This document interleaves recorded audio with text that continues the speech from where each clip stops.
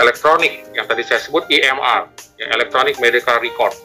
Ya, bahkan dikembangkan sekarang menjadi EHR, Electronic Hospital Record. Ya, kalau EHR atau EHR itu memang sudah antar rumah sakit, ya, sehingga kalau misalnya atau antar puskesmas misalnya, ya, kita melakukan rujukan, jadi pasien itu bisa melink gitu, melink. Nah, salah satunya yang sekarang dikembangkan di berbagai pelayanan besar rumah sakit itu adalah dengan menggunakan NIK, ya, nomor induk kependudukan. Jadi kalau kita punya NIK itu harusnya satu kan, ya, mudah-mudahan satu. Dulu beberapa tahun lalu pernah ada orang punya dua NIK. NIK itu satu, jadi berlaku tunggal dimanapun dia berada di seluruh Indonesia. Ya, sama seperti kalau kita ingin mendapatkan pelayanan BPJS, misalnya kita dari Sumatera Utara pas ke Jakarta, misalnya tiba-tiba di Jakarta sakit, dirawat menggunakan BPJS, itu akan dicek juga NIK-nya. Karena ini single, ya, single identity, nasional single identity, jadi identitas single nasional, tunggal. Nah, itu akan dicek. Nah, rumah sakit juga sekarang sedang menggunakan pola seperti itu. Ya, jadi rumah sakit besar mengembangkan seperti itu, namanya electronic health record. Jadi dengan NIK itu, andai kata dia berobat di rumah sakit grup, misalnya satu rumah sakit grup X, misalnya mempunyai 7 rumah sakit di seluruh Indonesia, dari situ saja dengan menggunakan identity, national identity number itu, NIK, ya, nomor identitas kependudukannya itu, dia bisa link. Jadi kalau dia ke rumah sakit yang lain, misalnya rumah sakit X itu ada di Medan, terus nanti rumah sakit X itu grupnya juga punya rumah sakit di Jakarta, saat dia sakit dia di Jakarta berobat ke rumah sakit tersebut, ya, dia bisa terbaca semua data-data medis pasien tersebut, sehingga dokter yang di sana, yang di Jakarta misalnya, dia tinggal memantau, dia melihat riwayat pengobatannya, ya, riwayat pemeriksaan apa saja, sejarah histori dari pasien tersebut. Nah, itu semua yang kita sebut sebagai electronic health record sebenarnya. Nah, turunannya dari EHR itu ya EMR tadi, electronic medical record. Makanya ada dua model, rekam medis kertas atau rekam medis elektronik. Ya, mungkin untuk beberapa tempat yang memang belum bisa menerapkan EMR, ya masih menggunakan rekam medis kertas. Tapi masih secara regulasi, secara undang-undang itu sah dan valid, ya. Nah, jadi dari Permenkes sendiri 269 tahun 2008 itu yang mengatur tentang rekam medis, itu sudah jelas, ya. Jadi teman-teman kalau melihat rekam medis itu yang dirawat inap misalnya, ya, rawat inap itu kan sudah ada isinya itu identitas, identity, tanggal dan waktu, anamnesis, ya, hasil pemeriksaan fisik, penunjang medik, diagnosisnya, terus rencana pelaksanaan, apa yang mau dilakukan, ya, maksudnya pada pasien tersebut, terus tindakan-tindakan apa yang diberikan termasuk pengobatan dan persetujuan, bahkan persetujuan tindakan medis pun ada tercantum di isi rekam medis.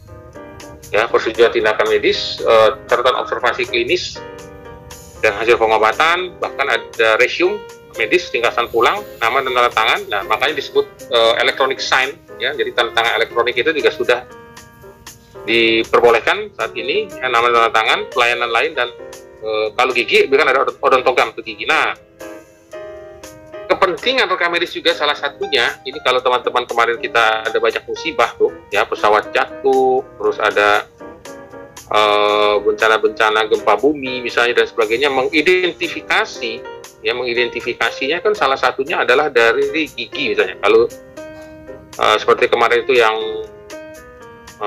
terakhir apa tuh yang di Kerawang, ya, jatuh pesawat Lion, ya, jatuh, itu kan diidentifikasinya dari jenazah yang sudah rusak itu dengan menggunakan odontogram gigi. Atau kejadian kemarin yang kebakaran di lapas Tangerang misalnya, itu banyak sekali yang meninggal karena sudah tidak bisa dikenali jenazahnya, hangus itu. Nah, itu dikenali dari catatan odontogramnya gigi, ya. Nah, di negara-negara maju itu sudah sangat komprehensif, ya, sehingga dimanapun kita berada kita akan merasa safe, ya, karena memang secara nasional seluruh data kita itu sudah terekam. Nah, ini dirawat inap. Nah, di gawat darurat itu hampir mirip, ya, identitas, kondisi saat tiba. Kalau di gawat darurat itu isi rekam medisnya, teman-teman mungkin juga sudah tahu, ya, seperti mungkin dokter Yeni yang di IGD mungkin, ya, identitas pengantar, tanggal dan waktu, anamnesis, hasil pemeriksaan fisik, penunjang medik, diagnosis, tindakan pengobatan, tingkatan kondisi sebelum keluar UGD. Ya, jadi kalau tadi ringkasan pulang lewat inap, tapi kalau yang IGD itu ringkasan kondisi sebelum keluar IGD, nama tanda tangan, sarana transportasi dan pelayanan lain. Nah, jadi ini sebenarnya standarisasi dari isi rekam medis. Dan ini sudah diatur di dalam Permenkes 269 2008 ya. Nah, ini yang kita lihat sebagai bagian yang kita sebut sebagai electronic medical record ya. Nah, oke, ini tadi sudah. Jadi fungsi, sekarang kita lihat fungsi rekam medis. Nah, jadi fungsi rekam medis sendiri yang pertama itu administratif. Ya, tentu tadi saya bilang, jadi secara administratif semua hal yang berkaitan dengan tata laksana daripada pasien itu semua ada di dalam rekam medis. Dan itulah sebenarnya kalau kita bicara administratif, ujung-ujungnya sampai ke proses pembayaran klaim. Ya, klaim kalau pasien BPJS tentu kita yang klaim ke BPJS. Tapi kalau pasien umum itu adalah untuk keperluan administrasi keuangan, billing, misalnya billing atau kasir itu menagihkan tagihan billing. Ya, nah itu fungsi administratif. Nah, maka itu jangan heran nih kalau teman-teman yang pada punya pengalaman nih, ya saya juga punya pengalaman nih, kalau catatan berkas medis tidak lengkap, itu pasti dibalikin sama BPJS. Karena kalau kita lihat tadi di dalam berkas rekam medis itu kan sudah sangat jelas ya rawat inap apa saja yang ada, termasuk rawat jalan. Nah, ada satu saja yang tidak lengkap, itu pasti dibalikin. Karena itu adalah salah satu code of conduct ya. Jadi kode etiknya dari BPJS, dia membayarkan klaim, tetapi juga kita harus tertib administrasi. Jadi fungsi rekam medis yang pertama administratif. Ya, dan sama ya kalau kita yang bekerja di pelayanan di rumah sakit ya misalnya, itu kan kita pasti lihat kalau misalnya ada ketidaksesuaian dari tagihan, ya bagi kedua belah pihak ya, bagi keluarga dan pasien tentu akan komplain. Kalau bagi rumah sakit tentu dia akan mengecek hati-hati supaya dia tidak rugi juga. Apa yang sudah diberikan, tindakan apa, obat apa, itu semua masuk di dalam catatan rekam medis. Maka disebut fungsi administratif. Yang kedua adalah secara legal, secara hukum. Ya, memang karena sudah ada di Permenkes dan diatur dalam undang-undang, makanya rekam medis ini menjadi penting manakala dibutuhkan di dalam proses-proses yang berkaitan dengan legal. Ya, dan kalau kita dengar isu-isu yang mungkin sekarang karena pandemi COVID ya, jadi sudah jarang dengar orang bilang malpraktek dan lain-lain. Ya, sebelum COVID itu masih ada lagi malpraktek, juga ada salah tindakan. Sekarang hampir tidak ada saya dengar selama 2 tahun terakhir ini ya kasus besar. Itu dari sisi legal itu sangat penting rekam medis itu, karena itu menjadi pembuktian ya pada sisi hukum atas semua tindakan, semua pemeriksaan, semua hal yang didiskusikan, dikomunikasikan, termasuk tadi kan persetujuan pasien untuk tindakan, dan semua ada di rekam. Itu dari sisi legal. Nah, dari sisi finansial, tadi sudah saya utarakan, tentunya berkaitan sekali dengan misalnya apalagi BPJS itu dengan proses V-claim, S-claim itu. Seluruh kelengkapan berkas rekam medis itu menjadi sangat penting. Jadi kalau misalnya nih ya, kalau untuk BPJS misalnya sudah dilakukan ronsen foto toraks, nanti pasti akan diminta hasilnya mana gitu, hasilnya apa, kapan dilakukan, siapa yang melakukan, itu semua tercantum di rekam medis. Kan tidak mungkin gini, yang melakukan radiografer, oke lah yang potret radiografer, tapi yang membaca hasil itu pasti dokter, bukan dokter umum. Tentu kalau kita mau menagihkan radiologi ya dokter radiolog, dan juga nanti akan dilihat lagi ada SIP-nya nggak dokternya gitu, punya SIP tidak. Nah, itu semua memang menjadi satu kesatuan ya, dan itu yang kita sebut dari sisi financial challenge, tantangan di sisi financial kalau kita mau bicara tentang BPJS. Nah, yang berikutnya riset. Jadi kalau kita bicara fungsi rekam medis juga berkaitan dengan riset, penelitian ya, karena di situ semua data-data ada, baik rawat jalan, rawat inap, di IGD, di situ semua ada ya, di poliklinik, rawat jalan itu poliklinik kan, IGD dan rawat inap ya. Terus edukasi. Nah, karena memang di dalam rekam medis ada fungsi-fungsi edukasi juga. Bagaimana dokter menjelaskan kepada pasien, terus ada juga di situ apa yang sudah dilakukan oleh perawat misalnya ya, termasuk resume catatan nasional keperawatan, itu semua masuk. Ya, terus sebagai dokumentasi, jelas ya, proses dokumentasi itu didokumentasikan di rekam medis ya, di rekam medis. Nah, next berikutnya ya, jadi kegunaan rekam medis itu memang sama sebagai alat komunikasi antara siapa, antara dokter dengan tenaga kesehatan lain Jadi dokter ini memang harus bisa berkomunikasi. Salah satu komunikasi utama juga selain kita berbicara, speaking, ya kita juga menggunakan writing, tulisan. Tulisan itu bisa di kertas, manual, atau di elektronik ya. Tulisan itu, electronic medical record. Nah, itu sebagai alat komunikasi. Yang pertama, dengan tenaga kesehatan lain. Jadi ada fungsi koordinasi di sini. Yang kedua, sebagai dasar merencanakan pengobatan atau perawatan. Jadi bagaimana kita menentukan dasar pengobatan kita, perawatan yang diberikan, itu semua tercantum di dalam rekam medis. Itulah kegunaannya. Yang ketiga, sebagai bukti tertulis. Nah, bukti tertulis apa? Jadi di sini adalah bukti tertulis tindakan, pelayanan, perkembangan penyakit, dan pengobatan. Jadi ada tahapan-tahapannya.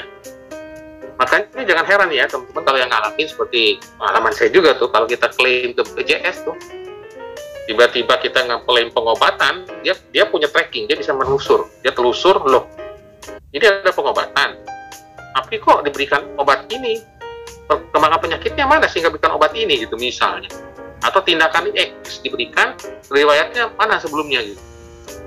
Ya, itu semua harus ada di rekam medis.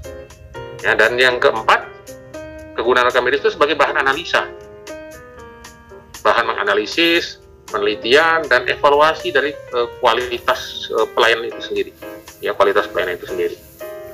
Nah, inilah yang menjadi bagian yang kita sebut kegunaan dari rekam medis itu sendiri. Nah, berikutnya, jadi kalau kita lihat tadi sudah ada 4 ya, kegunaan berikutnya adalah melindungi kepentingan hukum. Tadi sudah dikatakan menyediakan data dasar perhitungan biaya pelayanan itu dari rekam medis, dan sebagai sumber ingatan sebagai bahan pertanggungjawaban dan laporan. Ya, laporan itu diberikan huruf lebih besar karena memang fungsi rekam medis sebagai pelaporan, ya, sebagai pelaporan yang tercatat,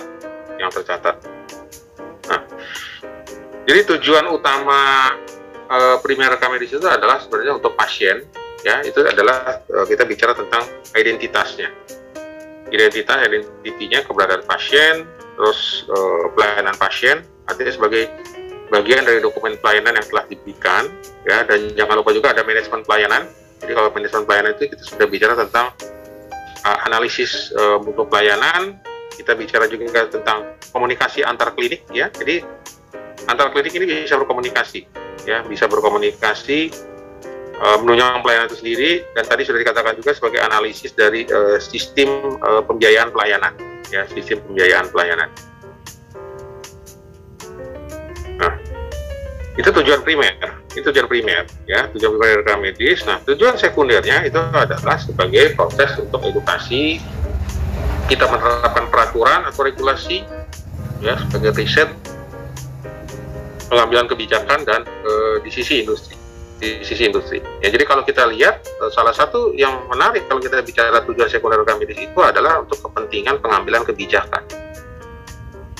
Ya, karena kita adalah peminatan kebijakan kesehatan, makanya salah satu basic dasar dari pengambilan kebijakan itu dari rekam medis sebenarnya. Sebagai contoh nih ya, misalnya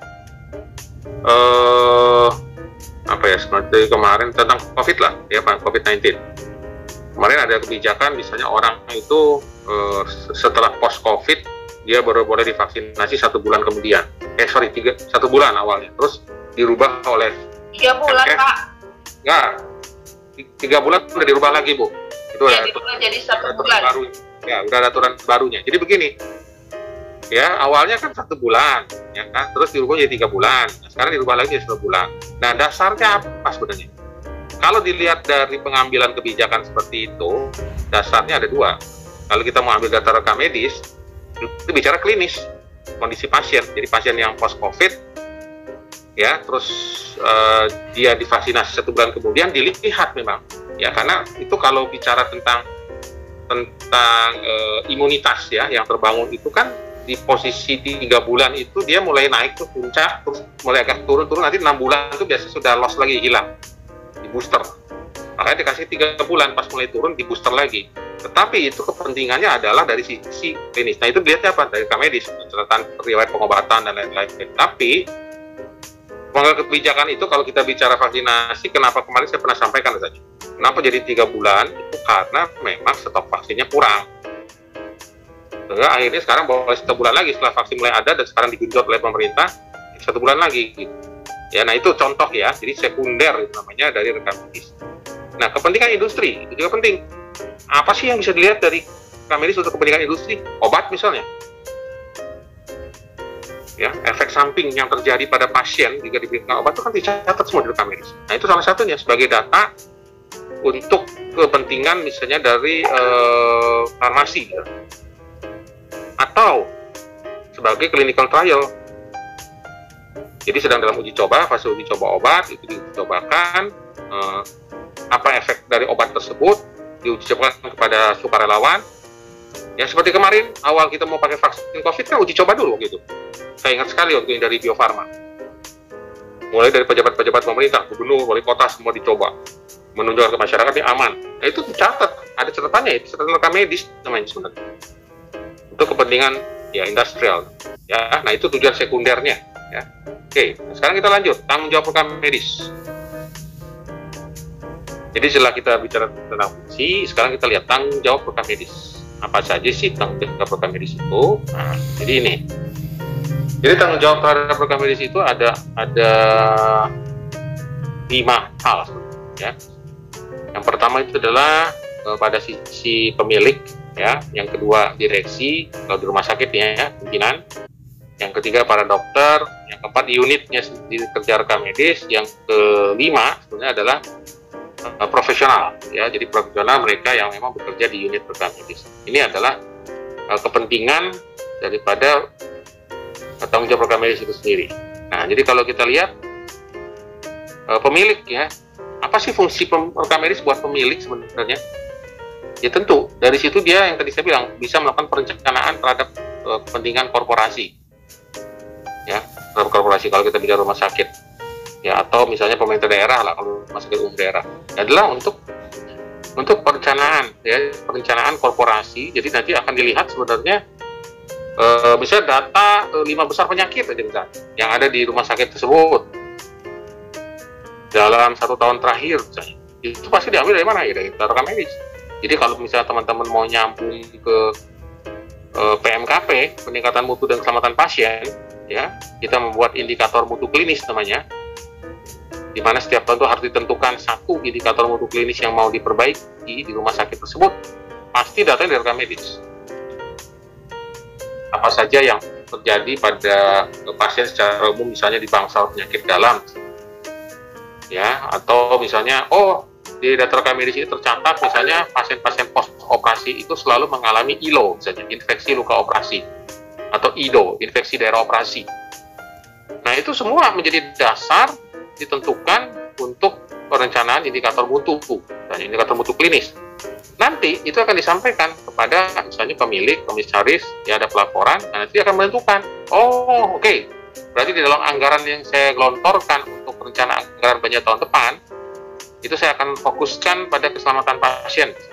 Nah itu contohnya. Ya, jadi memelihara mutu pelayanan sebenarnya di poin kedua itu. Ya, terus mengesahkan kebijakan perencanaan dan mekanisme administratif. Ini disahkan. Ya, disahkan. Jangan lupa juga sebenarnya dari sisi rekam medis itu termasuk tanggung jawab institusi ya, serta menentukan direksi oleh pemilik menentukan direksi itu ya bisa berdasarkan data rekam medis. Misalnya begini, dari data rekam medis itu setelah dilakukan tadi kan fungsinya bisa untuk penelitian ya, penelitian, pengembangan, terlihat bahwa memang dibutuhkan adanya wakil direktur misalnya bidang umum.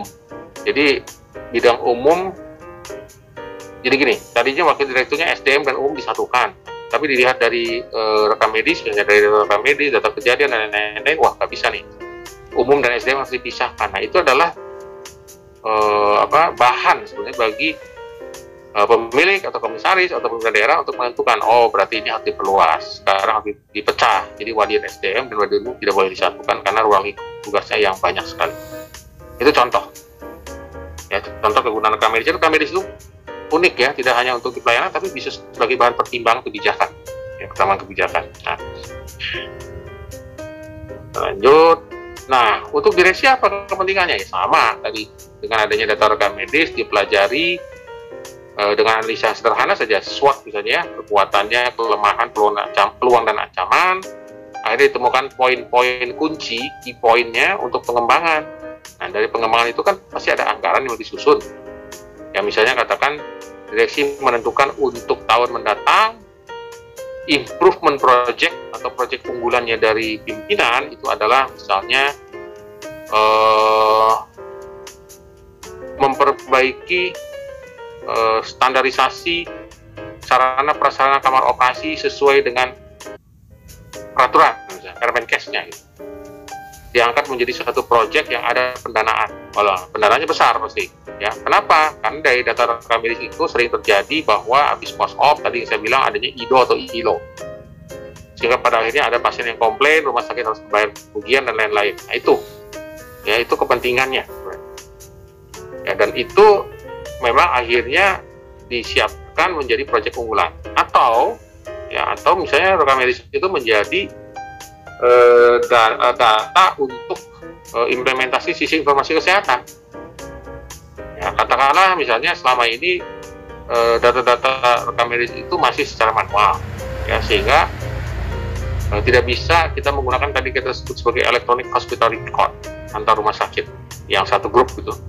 Nah, itu kepentingannya adalah untuk implementasi dari sistem informasi kesehatannya. Berikutnya adalah menyediakan staf dan fasilitas. Itu juga kepentingan dari rekam medis, ya. Menegakkan regulasi pasti, ya, regulasi, kebijakan dan standar untuk manajemen informasi kesehatan. Dan jangan lupa juga termasuk kepentingan adalah melindungi informasi kesehatan, ya, melindungi informasi kesehatan dan menjalankan operasional fasilitas pelayanan kesehatan. Jadi memang inilah yang kita sebut sebagai tanggung jawab juga terhadap rekam medis dari direksi, ya, dari direksi. Nah, para dokternya sendiri apa sih fungsinya kalau kita bicara rekam medis itu? Jadi para dokter itu melakukan review sebenarnya terhadap aturan, regulasi, kebijakan dan standar dari rekam medis.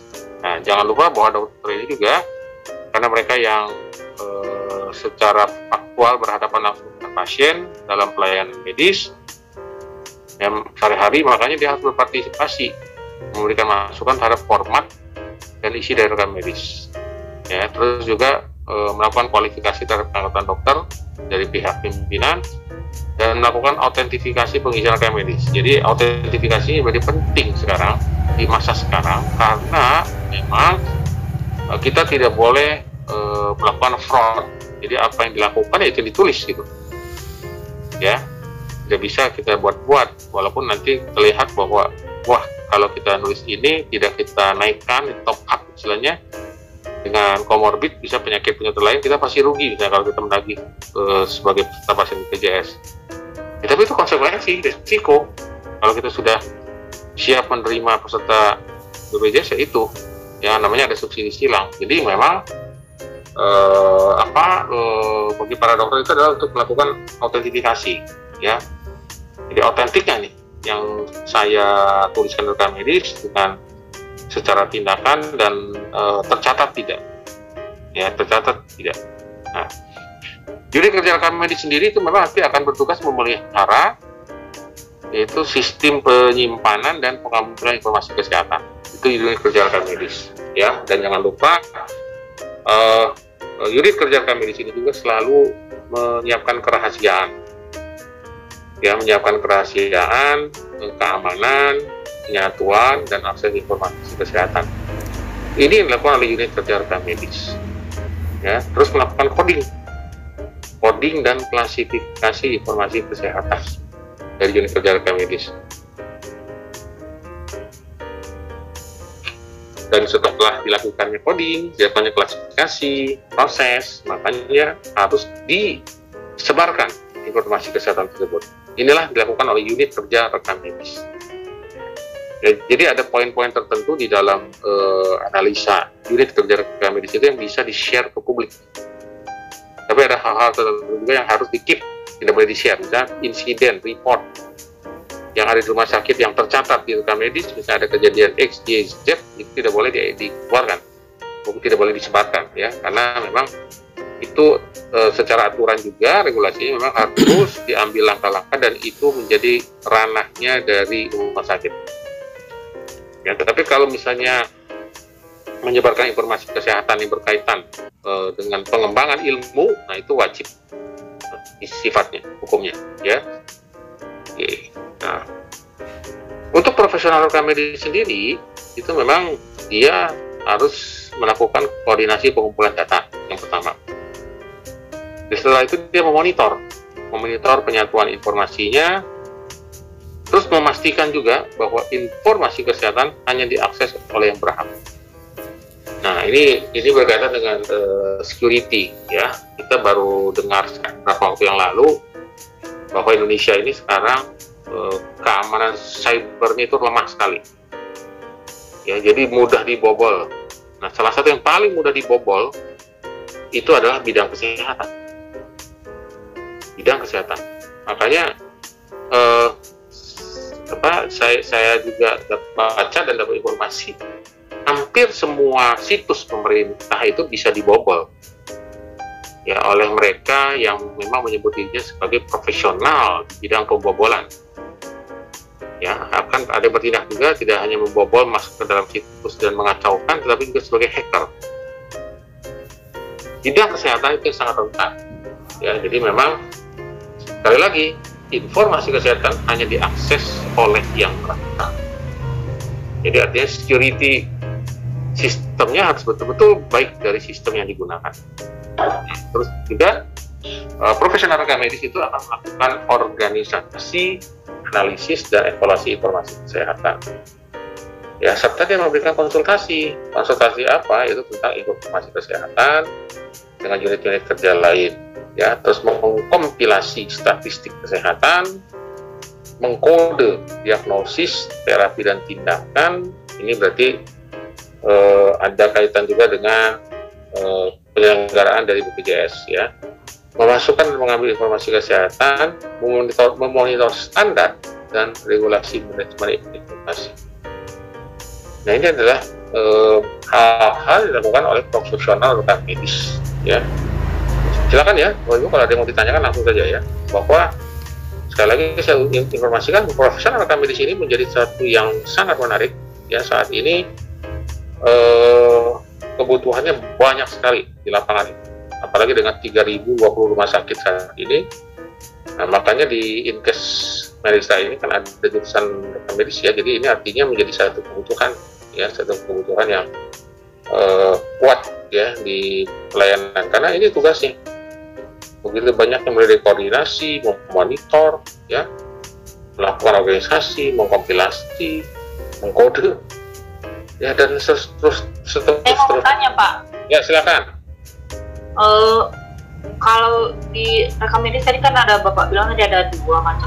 Jadi ada yang kertas dan juga yang elektronik. Jadi kalau yang kertas ini kan, kalau saya tidak salah, waktu tahun 2011 saya ditempatkan di ruangan rekam medis. Jadi di sana memang seperti yang Bapak bilang tadi, segala sesuatunya kertas, mulai dari pendaftaran, kemudian pasiennya berobat, terus kertas statusnya dipulangkan, terus pengisian, lalu pengkodingan. Nah, kalau seandainya ada penyakitnya yang kurang dimengerti apa kodenya seperti itu, nanti akan konsultasi ke dokter seperti itu. Nah, kalau dia sistem elektronik, ya kan, saya belum menemukan di beberapa rumah sakit yang dia sistem elektronik. Mungkin kalau saya tidak salah rumah sakit Materna ya, Materna kayaknya dia pakai kartu seperti ATM tuh. Terus kalau kita berobat, dia hanya seperti kayak menggesek gitu, jadi terus langsung tahu bagaimana siapa status pasien tersebut seperti itu. Tapi kalau di puskesmas, kita kan bawa ini kartu berobat ya kan. Nanti mereka kalau dia sistem BPJS tuh mereka kan ada linknya. Contohnya dari rumah sakit, dari puskesmas ini, apakah dokter apa yang ada di yang lagi terjadwal pada saat itu seperti itu. Tapi seperti yang Bapak bilang tadi, banyak haters atau juga yang bisa membobol. Tapi kalau menurut saya bukan di segi kesehatan saja yang seperti itu, tapi seluruh aspek kepengetahuan orang yang tidak bertanggung jawab untuk mengambil data-data tersebut seperti itu.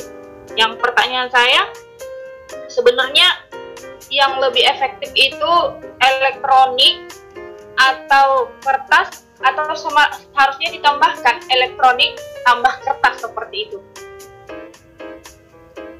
Baik, terima kasih pertanyaannya. Ya, sebenarnya gini Bu, jadi itu tergantung dari kebutuhan sih sebenarnya. Jadi artinya begini, tidak bisa kita memaksakan saat ini misal di wilayah-wilayah yang notabene secara sinyal saja ya, sinyal komunikasi itu terganggu. Bagaimana mau pakai elektronik? Ya, misalnya itu saja sinyal terganggu, misalnya terus ketidakstabilan dari jaringan listrik misalnya. Nah, makanya memang secara undang-undang, secara regulasi masih diperbolehkan sebenarnya kita menggunakan dua sistem ya. Jadi kita menggunakan sistem elektronik dan satu lagi yang masih menggunakan kertas. Jadi itu kembali kepada sebenarnya kebutuhan. Nah, tetapi ya ada yang memang hal-hal tertentu yang tidak bisa secara elektronik, ya bukan karena tidak bisa ditunjang oleh sistem digitalisasinya, tapi karena itu memang menyangkut misalnya hak kerahasiaan pasien misalnya, yang itu tidak bisa ditampilkan serta-merta di elektronik ya, tetapi itu harus tetap berupa catatan manual, disimpan secara dokumen. Nah itu, tapi intinya memang sekarang didorong semua ke arah digitalisasi, karena seperti prescription saja, resepan sekarang sudah ada resep kan, kita bisa menggunakan resep dengan elektronik. Itu semua mempermudah nanti proses pekerjaan pelayanan. Ujung-ujungnya kan adalah meningkatkan kepuasan pelanggan, kualitas pelayanan yang lebih baik. Ya, jadi kalau pertanyaan Ibu Emi tadi ya memang tergantung kebutuhan Bu. Kita masih mau menggunakan manual atau sudah mau bergerak ke elektronik, walaupun tergantung juga saya tadi katakan sistem infrastrukturnya. Sarana prasarananya harus menunjang. Kalau enggak ya percuma itu Bu. Ya. Menurut saya sih cuma tambahan aja untuk Kak Emi, contohnya itu tergantung lagi kalau misalnya yang dia di pedalaman, kita nggak bisa mengatakan itu harus elektronik. Mungkin segala sesuatunya kita merasa lebih mudah secara elektronik, tetapi apabila seperti contohnya di pedalaman itu tidak akan mungkin, dan mereka akan menyatakan bahwasanya lebih gampang dengan secara manual. Tetapi ya sama yang seperti Bapak bilang bahwasanya tergantung kebutuhan, seperti pencatatan BPJS. Pencatatan BPJS itu kita nggak bisa secara seluruhnya kita bilangkan secara kertas maupun digital. Oh, iya. Nah, karena seperti pengklaman BPJS itu harus ada secara dua, yaitu digital sama elektronik, sama kertas. Contohnya yang kertas yaitu tentang pendataan setiap kehadiran pasien dengan data yang menggunakan foto, yaitu tentang pengklaman yang dimana pasien itu ada nggak mengadakan senam atau apa seperti itu. Dan setelah itu semua didata, baru kita menggunakan secara digitalnya, yaitu dimasukkan ke dalam sebuah aplikasi seperti itu. Jadi semua dibutuhkan, sama-sama saling membutuhkan. Jadi nggak bisa dinyatakan hanya dengan kertas dan dinyatakan hanya pakai digital seperti itu, Pak. Ya, terima kasih Bu Sumita. Ya, setuju Bu. Memang itu tergantung kebutuhan juga ya. Walaupun memang pada akhirnya mau tidak mau, suka tidak suka, kita akan bergerak ke arah digitalisasi. Ya, di dunia tuh sekarang semua sudah bergerak ke situ. Cuma di Indonesia ini memang infrastrukturnya masih belum siap sebenarnya. Pertama. Kedua, tadi yang saya katakan, semua data-data itu harus terlindungi. Jadi kalau kita sudah menggunakan proses digitalisasi, nggak boleh bocor dong. Nah, kemarin itu kan kita heboh Bu, ada dijual di pasaran pakai Bitcoin ya, mungkin pernah dengar ya, bayar pakai Bitcoin, data 270 juta penduduk Indonesia. Sumbernya dari mana? Ditelisik-telisik itu dari data BPJS. Walaupun BPJS nggak ngaku sampai sekarang. Ya dia bilang secure, aman. Tapi kan sekarang masih di polisi. Ini polisi juga belum terlalu terbuka sumber kebocorannya. Karena memang kenapa? Kalau kita lihat di Indonesia itu kelemahannya apa? Kelemahannya begini. Kalau di luar negeri, negara lain, adik-adik kita nih, yang jago kan adik-adik kita yang muda-muda itu, teman kita yang muda-muda itu kan mereka jago sekali ya di sistem IT. Yang mereka punya kemampuan untuk masuk, menelusuk ke sistem jaringan, situs-situs, itu malah ditarik gitu oleh negara, dijadikan satu untuk membuat protek terhadap ancaman penyusupan. Kalau di kita, ini repot. Karena saya beberapa kali baca kasus nih, orang datang, misalnya lapor ke polisi, Pak, kayaknya situs ini bisa disusupi, Pak. Dianya ditangkap. Artinya dia, kok kamu bisa masuk situs itu? Nah, ini. Jadi ini PR nih. Itulah saya bilang. Pak, gitu ya. nah, Bapak katakan tadi kan PR. Seperti kakak saya kan bagian medis di Jerman. Jadi seperti yang memang data yang pakai koin seperti kasus di Indonesia. Sebenarnya itu ada baiknya kemarin, cuman hanya saja cara menyikapinya itu dijual secara gimana ya, dikatakan secara tidak sah gitu kan. Tapi kalau di luar negeri ada menggunakan kartu Bitcoin gitu, ada dipakai kode, tapi tinggal kasih aja, setiap berobat kasih langsung secara otomatis semua dan tidak ada menggunakan kertas lagi. Mereka hanya menggunakan tangan gitu, ditempelkan, ya udah langsung menandakan dia hadir gitu aja. Jadi kalau di Indonesia masih ibaratnya ortodok, jadi segala sesuatunya dikatakan itu penyusupan, itu begini begitu, jadi nggak akan maju-maju. Dibuat situs pun untuk mempermudah dikatakan itu nanti bisa dibobol begini-begini, jadi susah untuk majunya begitu Pak. Iya, jadi kembali memang pada regulasi ya. Jadi kalau kita bicarakan sebagai orang kuliah S2 kebijakan, ya regulasinya harus ada payungnya. Kalau sudah ada payungnya, ada payung regulasinya, ya pasti aman. Nah, sepanjang itu tidak ada payung regulasinya, ya itulah masing-masing punya penafsiran. Ya, tapi kembali lagi, kita tidak perlu putus asa. Ya, sebenarnya sekarang semua eranya sudah ke sana. Ya, puskesmas pun sudah menggunakan SIMPUS kan, sisi puskesmas untuk memudahkan pengerjaan kita, ya tidak terkendala lagi kepada sifatnya pekerjaan-pekerjaan administratif yang menjadi sangat lama dan tidak bisa tersimpan dengan aman gitu sebenarnya. Karena kan kalau kita menggunakan dokumen elektronik itu kan bisa tersimpan dengan aman dan ya itu kalau kita bicara kertas saja, misalnya di pengalaman saya di rumah sakit ya, rumah sakit besar itu yang dengan ribuan pasien saja, kalau masih menggunakan manual nggak akan cukup. Itu mau disimpan di mana itu berkas rekam medisnya? Ya, dan secara undang-undang 5 tahun sudah dimusnahkan.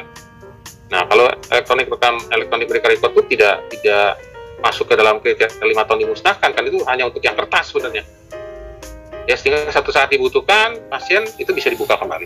Ya, nah itu kira-kira yang kita lihat ya. Jadi sekali lagi memang sekarang eranya sudah ke situ. Baik, terima kasih masukannya. Nah, sekarang kita lihat. Nanya, Prof. Ya, silakan. Prof, gimana sekiranya kalau beberapa lembaga medis itu yang membutuhkan materai? Terkadang kan ada beberapa konsen yang kita perlu materai.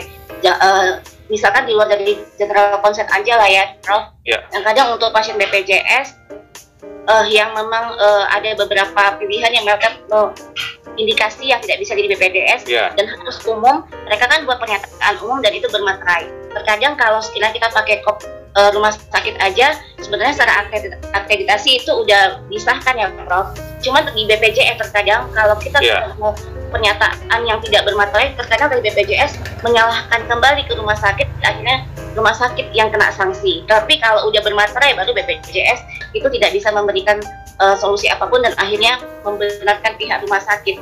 Nah, kalau yang seperti itu gimana Prof kalau udah elektronik? Terus yang kedua pertanyaannya Prof, terkadang kan kita mau salah tuh DPJP nulis diagnosa ataupun pemeriksaan. Kalau di yang rekam medis kertas tinggal dicoret paraf. Kalau yang di sistem elektronik itu nanti gimana, Prof? Apa memang boleh dihapus atau ada kode tertentu gitu, Prof? Terima kasih, Prof.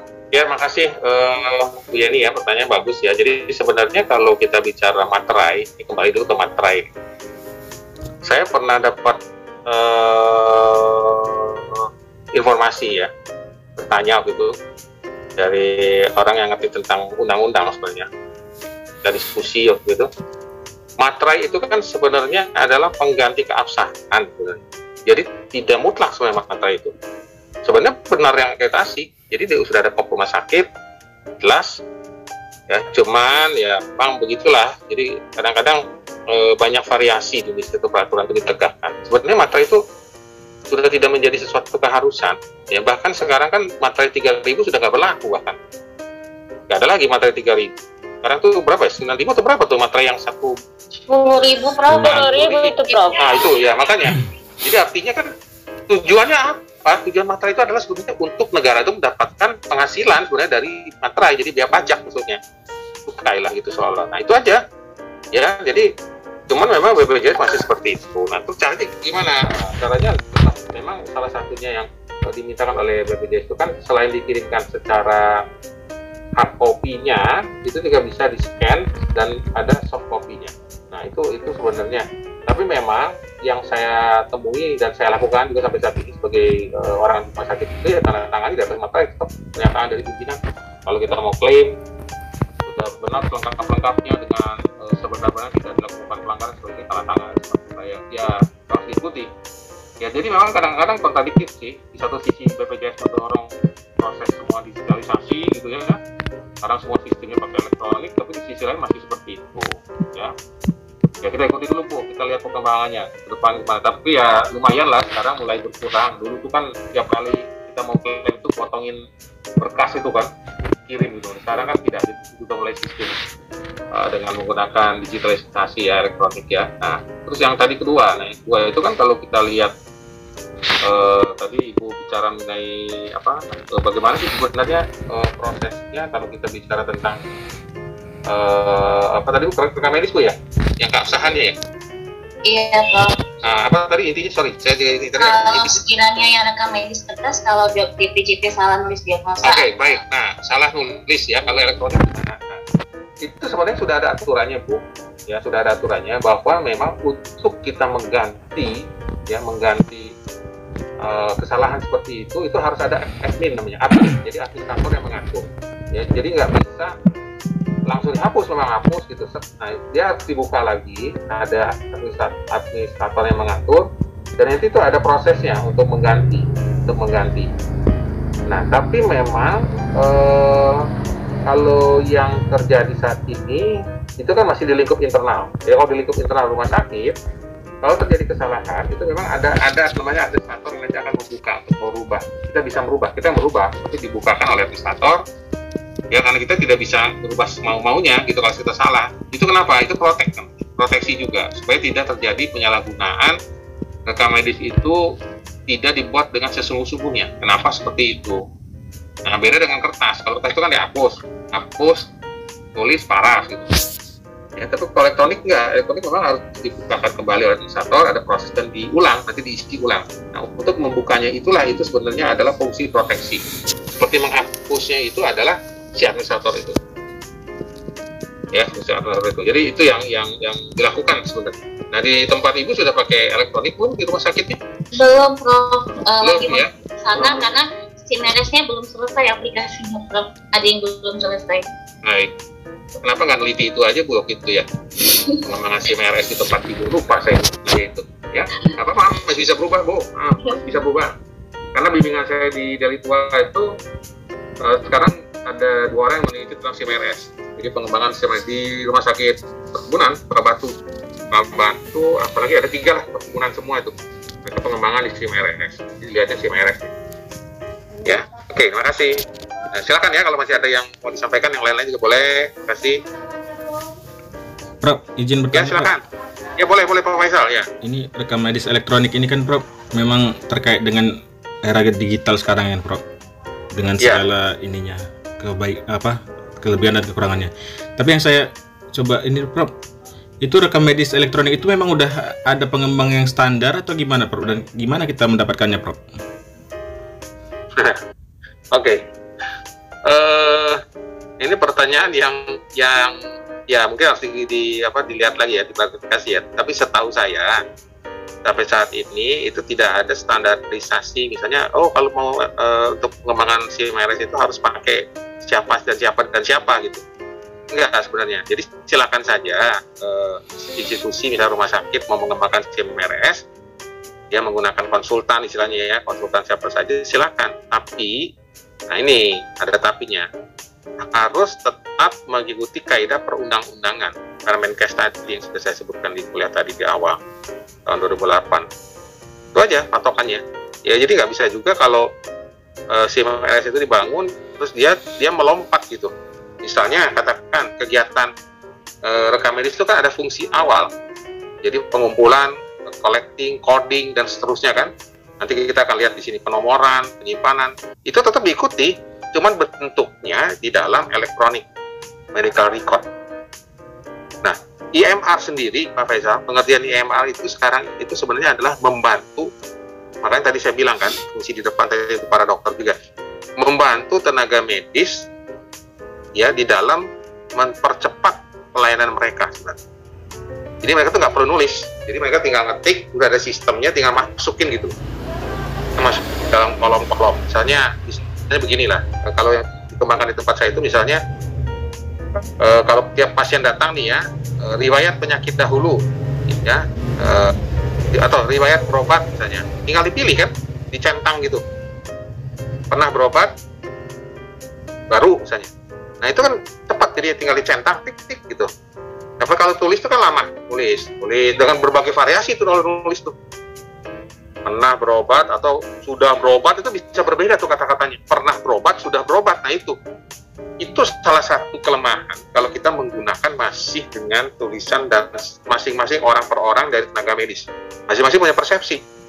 Tapi kalau yang namanya EMR, Electronic Medical Record, itu sudah baku, sudah dibangun secara standar sehingga pada waktu dibuka misalnya ya, ini dibuka di poli penyakit dalam, dibuka di poli penyakit nah, sama itu isinya. Riwayat penyakit dahulu atau riwayat berobat sudah dan tidak, pernah atau belum misalnya, sama. Nah itu aja Pak Faisal. Jadi masalahnya kalau mau pakai siapa dan siapa silakan, pengembangan bisa mana saja. Saya pikir saya pernah lihat kok ada satu rumah sakit kecil ya di satu daerah di pantai utara Jawa Barat membangun SIM-RS-nya itu tidak pakai yang konsultan besar-besar gitu. Karena kan banyak ya, saya nggak perlu nyebut nama, saya pikirnya dagang ya, konsultan X, konsultan Y. Itu, tapi kalau mau nanya saya boleh, nanti di luarnya kalau nanya, dok, saya mau ngembangin pakai konsultan apa, ada beberapa konsultan bisa saya kenalkan. Tapi dia hanya menggunakan anak-anak IT kok, anak-anak IT untuk membangun sistem. Yang penting sistemnya itu ikuti peraturan aja, peraturan Permenkes itu sudah ada kan, apa saja isinya. Ya, nanti kita akan lihat di kuliah berikutnya tentang Electronic Medical Record dari sisi sisi regulasinya. Bahkan sekarang kan berkembang Pak Faisal, disebut telemedicine, pernah dengar ya? Nah itu salah satunya. Di puskesmas pun sudah mulai dilakukan. Ini udah bukan barang baru. Telemedicine itu saya ingat dulu saya penelitian udah kira-kira 7 tahun yang lalu lah, pengembangan telemedicine di puskesmas. Ya, jadi itu kira-kira sebenarnya intinya adalah tetap ikuti saja kaidah regulasi dan tata naskahnya. Mau memakai siapa, pengembangnya silakan gitu.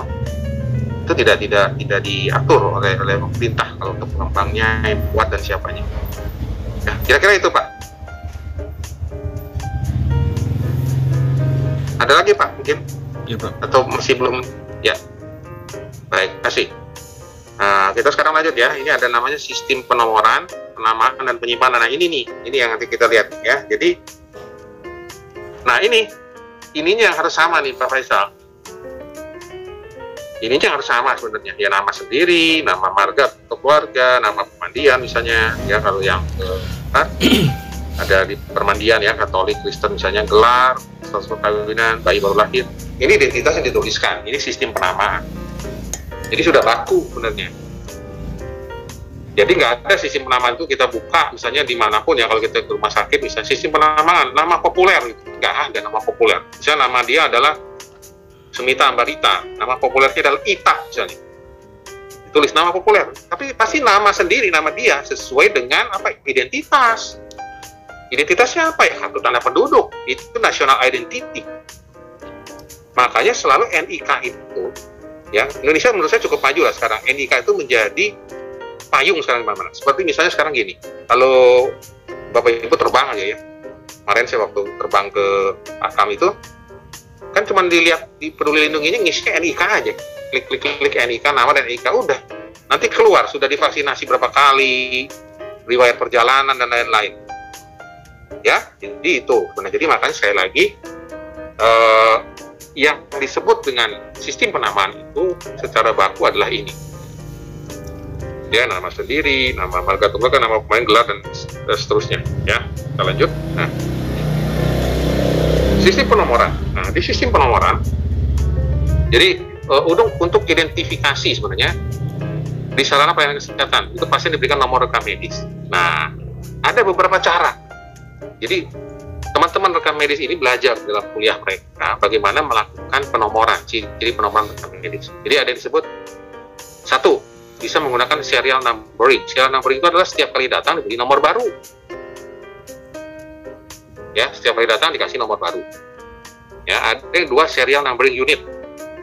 Setiap kali datang diberi nomor baru. Berkas rekam medis lama digabung ke nomor baru tersebut. Ada yang disebut ini, serial numbering unit. Jadi datang kasih nomor baru, berkas medis lamanya digabung ke nomor baru tersebut. Tapi yang umumnya dipakai sekarang, yang ketiga ini, unit numbering. Kalau unit numbering itu hanya satu nomor untuk semua pelayanan. Jadi kalau kita datang ke rumah sakit, kita membawa kartu pasien nih, ya. Terus kartu pasien ini di-scan, kan pakai sistem barcode sekarang, scan. Gitu. Nah, setelah di-scan, terus dia keluar tuh rekam medisnya. Nah, rekam medisnya itu hanya ada satu identitas nomor sekian.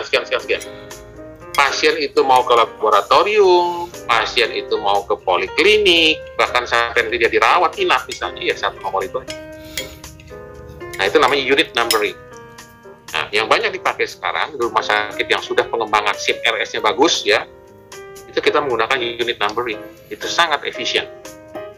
Ya, kalau serial numbering ini sudah hampir jarang dipakai karena tiap kali datang diberi nomor baru. Ini biasanya manual nih. Ya, manual itu begini, manual itu primitif banget ya. Maksudnya dia punya kartu pasien hilang, dia datang nggak dibawa lagi. Kapan datangnya?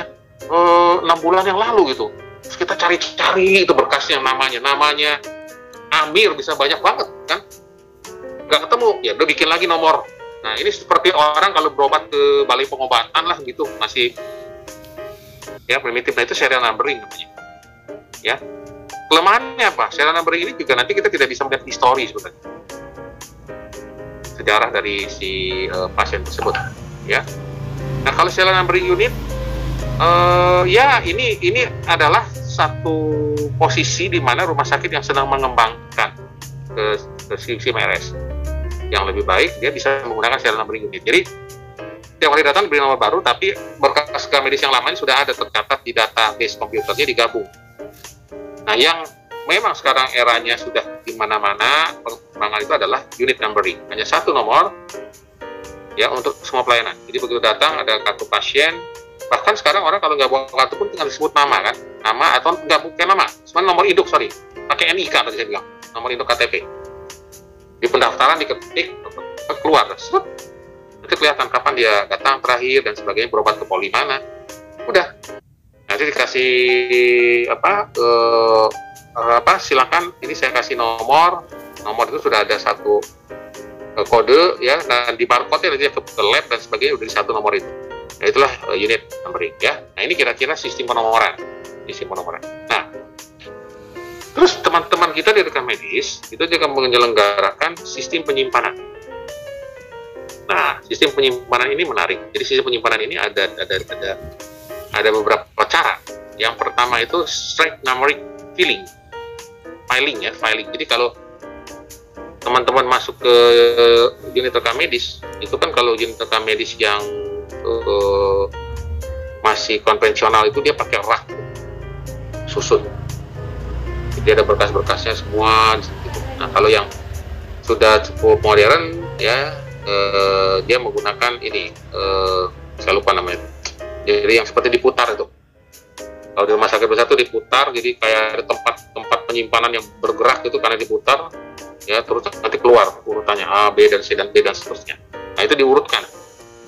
Itu straight numbering filing, diurutkan sesuai nomor urut rekam medis, ya. Tapi ada disebut terminal digit filing. Jadi nomor pasien dibagi 3 bagian.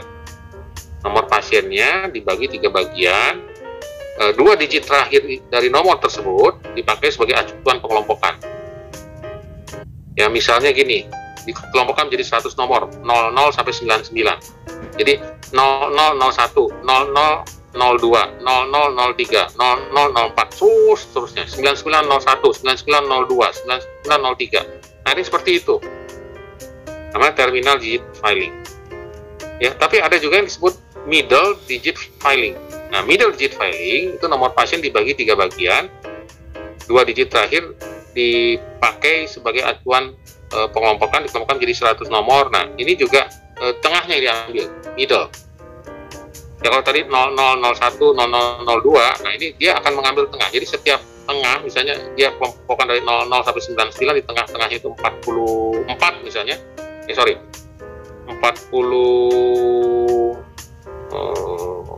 enggak 99, 45, 46, 47, 48, 49 misalnya ya.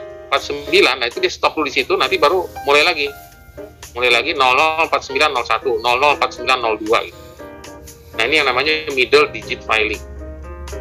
Ya ini semua bebas, itu semua teman-teman kita di rekam medis yang bisa memilih sebenarnya untuk memudahkan mereka melakukan tugasnya. Ya, nah, ini adalah sistem penyimpanan. Jadi ini contohnya ya. Berarti straight, misalnya 46, 45, 24, 46, 45. Jadi 46, 45 itu tetap. Cuman ini berurut 24, 26, 27, 28, 29, 30, 31. Ya, nah kalau yang terminal ya ini, terminalnya di 24 disebutnya. Jadi 46, 45, 24, 47, 45, 24, 48, 45, 24. Ini terminalnya.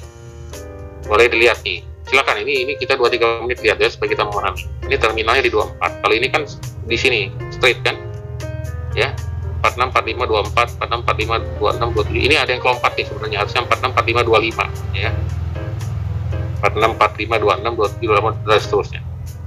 Nah ini terminal 24, 24, 24, 24. Nah, ada yang middle. Nah middle itu jadi 46, 45, 96, 46, 45, 97, 46, 45, 98, 46, 45, 99. Jadi middle di sini. Nah nanti berubah nih, kalau udah 46 bisa juga 46, 46, 00, 46, 46, 01, 46, 46, 02. Ya, terima kasih. Nah di situ aja. Makasih ya. Sudah. Ya, makasih. Jadi ini adalah model yang dipakai oleh teman-teman kita di rekam medis. Ya, supaya kita tahu ya. Jadi hari ini kita tahu ya. Oh, itu rupanya. Jadi bisa pakai straight, terminal atau middle. Ya, mau dipilih ya terserah dari tim rekam medis yang memudahkan mereka. Ya, masing punya pemahaman. Ya. Nah, dari sini setelah kita lihat straight, terminal, middle, nah kita akan lihat ini ya, tempat penyimpanan sekarang. Tempat penyimpanannya itu ada 2 sih sebenarnya. Desentralisasi atau didesentralisasi. Kalau kita mempunyai ruangan yang cukup besar untuk unit rekam medis, kita boleh sentral. Jadi rekam medis pasien rawat jalan, rawat inap, gawat darurat disimpan dalam satu lokasi unit kerja rekam medis. Keuntungannya apa? Duplikasi atau double rekam medis itu untuk satu orang bisa ada 2-3 rekam medis itu berkurang. Alat dan ruang lebih hemat, lebih mudah dikontrol. Ini sentralisasi. Ya, kalau desentralisasi, ya, rekam medis rawat inap disimpan dirawat di unit kerja rekam medis. Ya, sedangkan rekam medis rawat inap dan gawat, ini salah ketik ya, saya rubah dulu.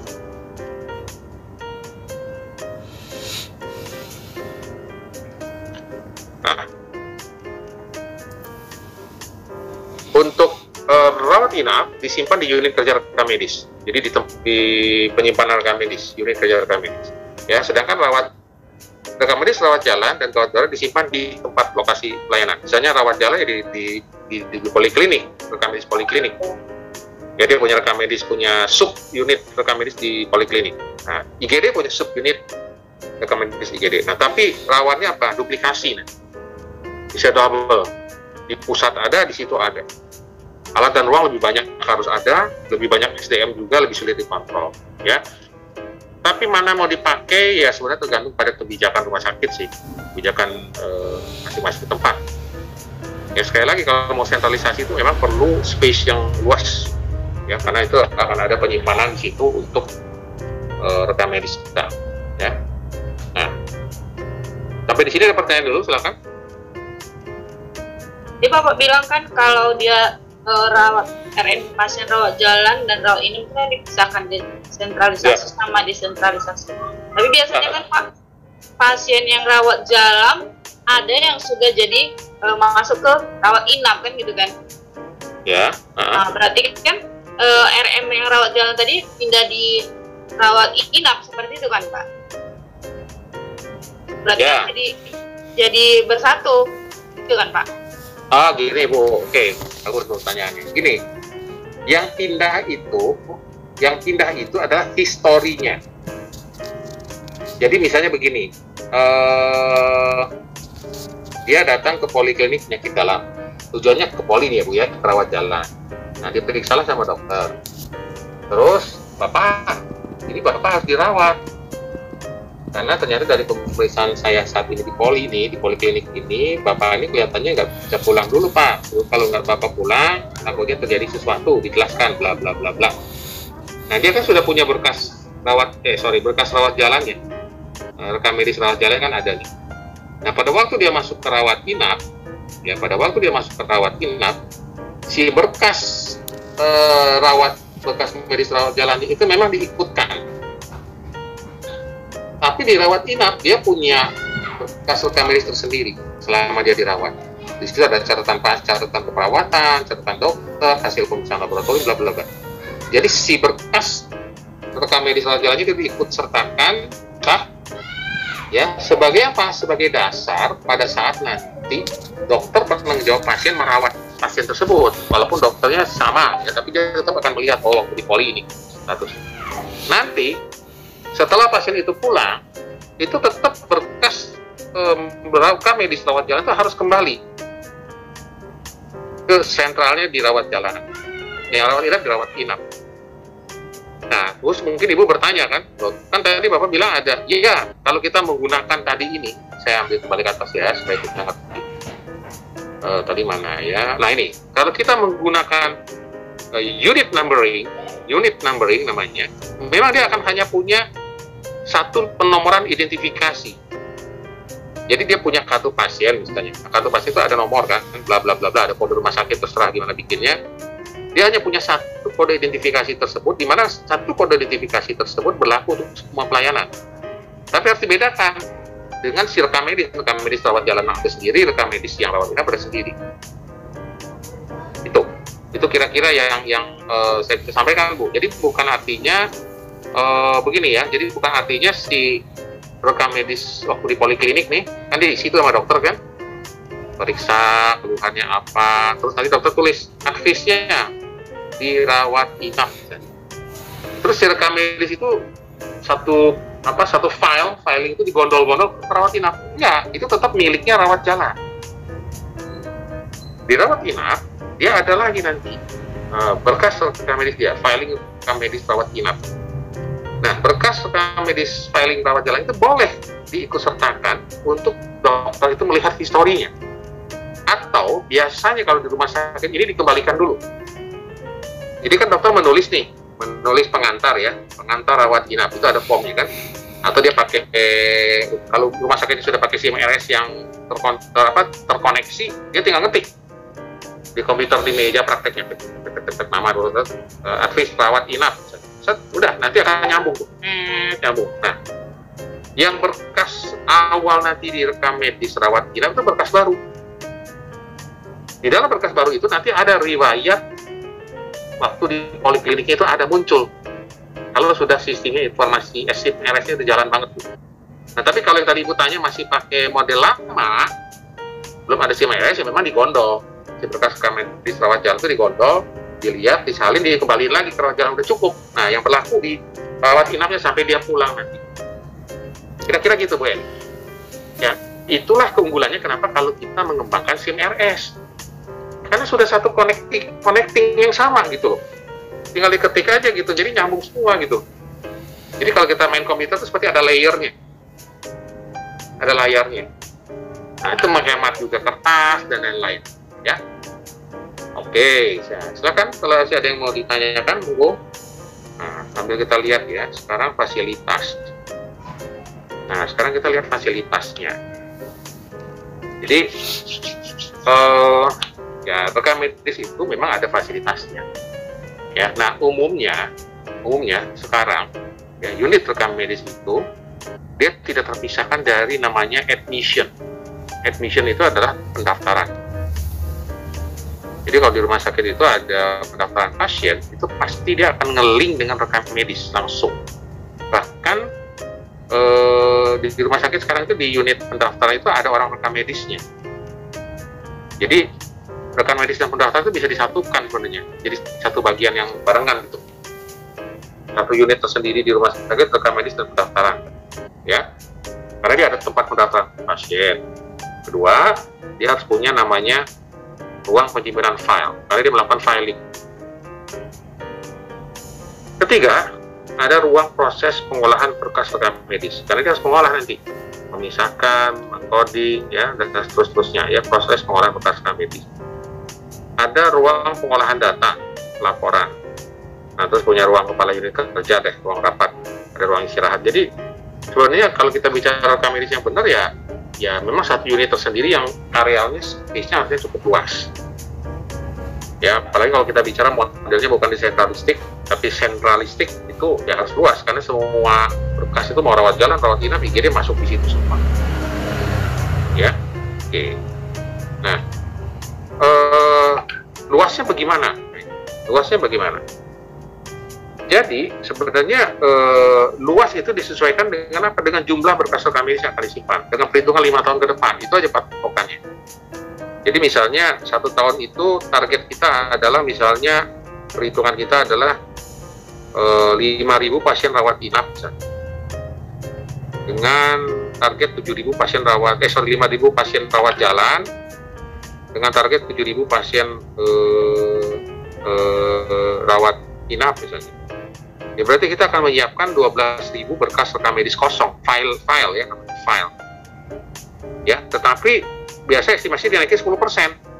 Karena mungkin ada yang rusak, ada yang hilang dan sebagainya. Jadi dari 12.000 tadi, 5.000 poli, 7.000 poli itu udah termasuk IGD ya. Tambah 7.000 rawat inap, 12.000 dinaikin 10%, tambahin 1.200. Jadi ada 8.000, itu kan 12.000 ya, 12.000 tambah 1.000, ada 13.200 file yang kita siapkan. Nah itu ya, karena itu dalam setahun. Nah kalau mau perhitungan 5 tahun ya tinggal dikali 5 ya, biasanya orang bertahap. Nah itu juga berarti biaya yang besar ya. Nah terus sistem penyimpanannya juga gimana tadi? Pakai nomornya straight, terminal, middle, digit misalnya. Cara penyimpanan apakah sentral, desentralisasi, ya ukuran berkas rekam medis juga mempengaruhi ya teman-teman. Jadi kalau teman-teman pernah masuk ke ruang penyimpanan rekam medis itu kan kelihatan ya. Dia punya, kalau file yang bagus itu yang benar standar rekam medis itu mahal. Satu file itu bisa 10.000, 12.000. Dia sudah ada clippingnya yang kita tersimpan, semua bisa terklip di situ. Itu biasanya bukan file kertas ya, tapi file plastik ya, sehingga menjadi lebih awet. Nah itu sudah ada ukurannya ya.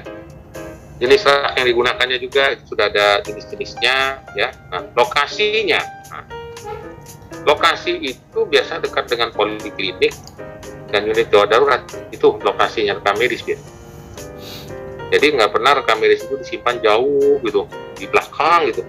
Harusnya memang berdekatan. Makanya tadi diberi kesempatan rumah sakit, kalau rumah sakitnya luas arealnya nih, mau bikin sentral itu susah, jadi buat desentralistik. Jadi IGD ada, kalau jalan ada, tapi ada pusat. Pusat mungkin di belakang. Ya. Nah, pengalaman saya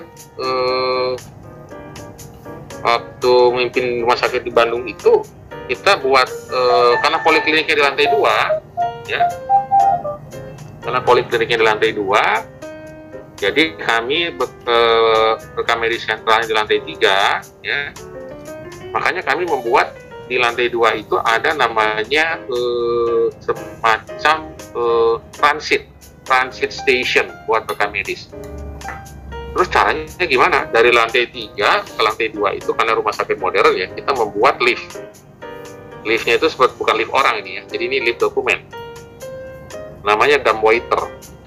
Waiter itu pelayan ya, waiter WAITR itu waiter pelayan, dumb itu dumping embed fully.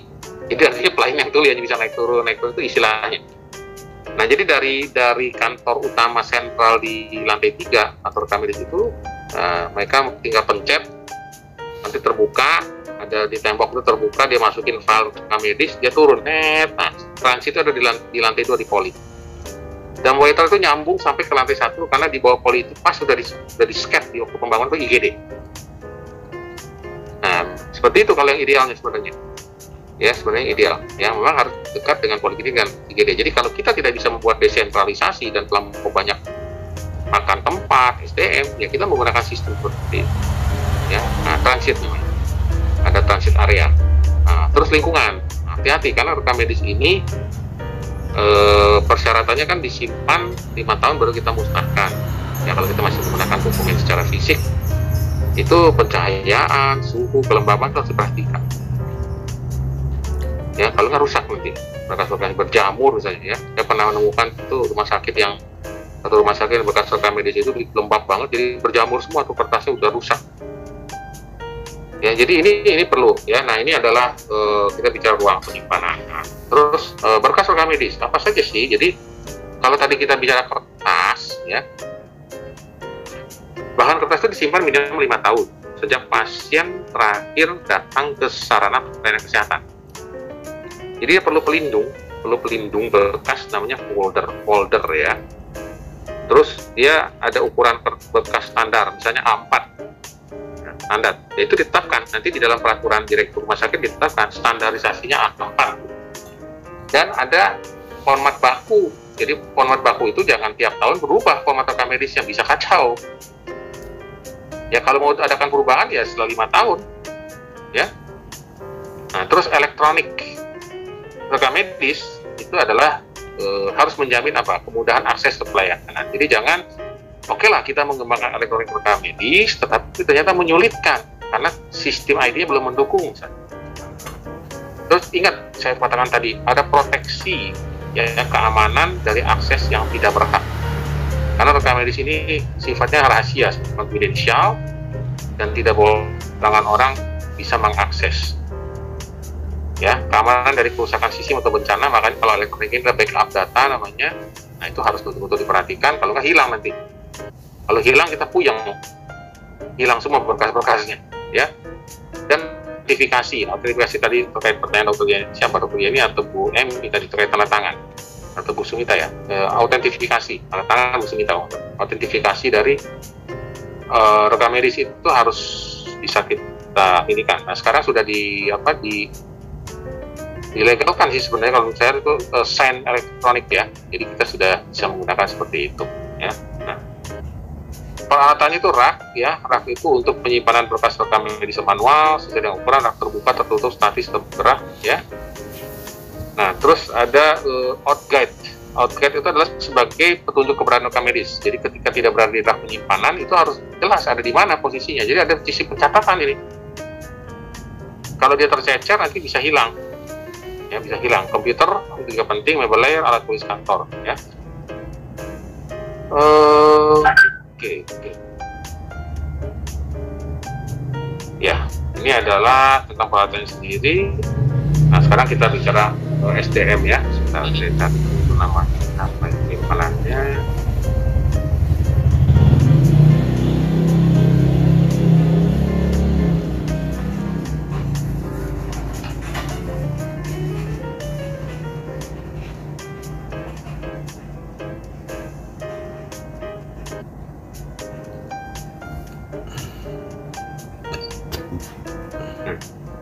Jadi nama alat penyimpanannya itu roll opaque.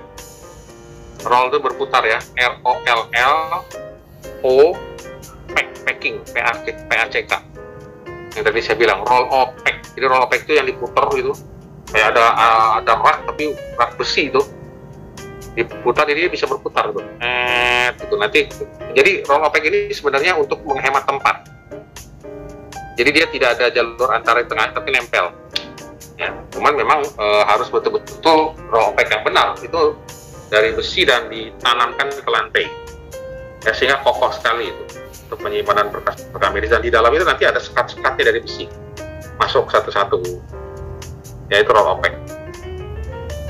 Nah, sekarang kita lihat SDM-nya, sumber daya manusia, ya, sumber daya manusia. Nah, jadi kebutuhan SDM ini sendiri memang tergantung dari jumlah dan jenis pelayanan. Nah, macam-macam sebenarnya SDM rekam medis itu. Yang penting dia pendidikannya adalah rekam medis, minimal, ya, dia bisa memenuhi fungsi ini. Jadi dia bisa melakukan namanya registrasi pasien. Pasien apa? Pasien rawat jalan, pasien rawat inap, atau pasien gawat darurat. Gadar itu gawat darurat ya, istilah gadar itu gawat darurat. Jadi pasien rawat jalan, rawat inap, atau pasien gawat darurat.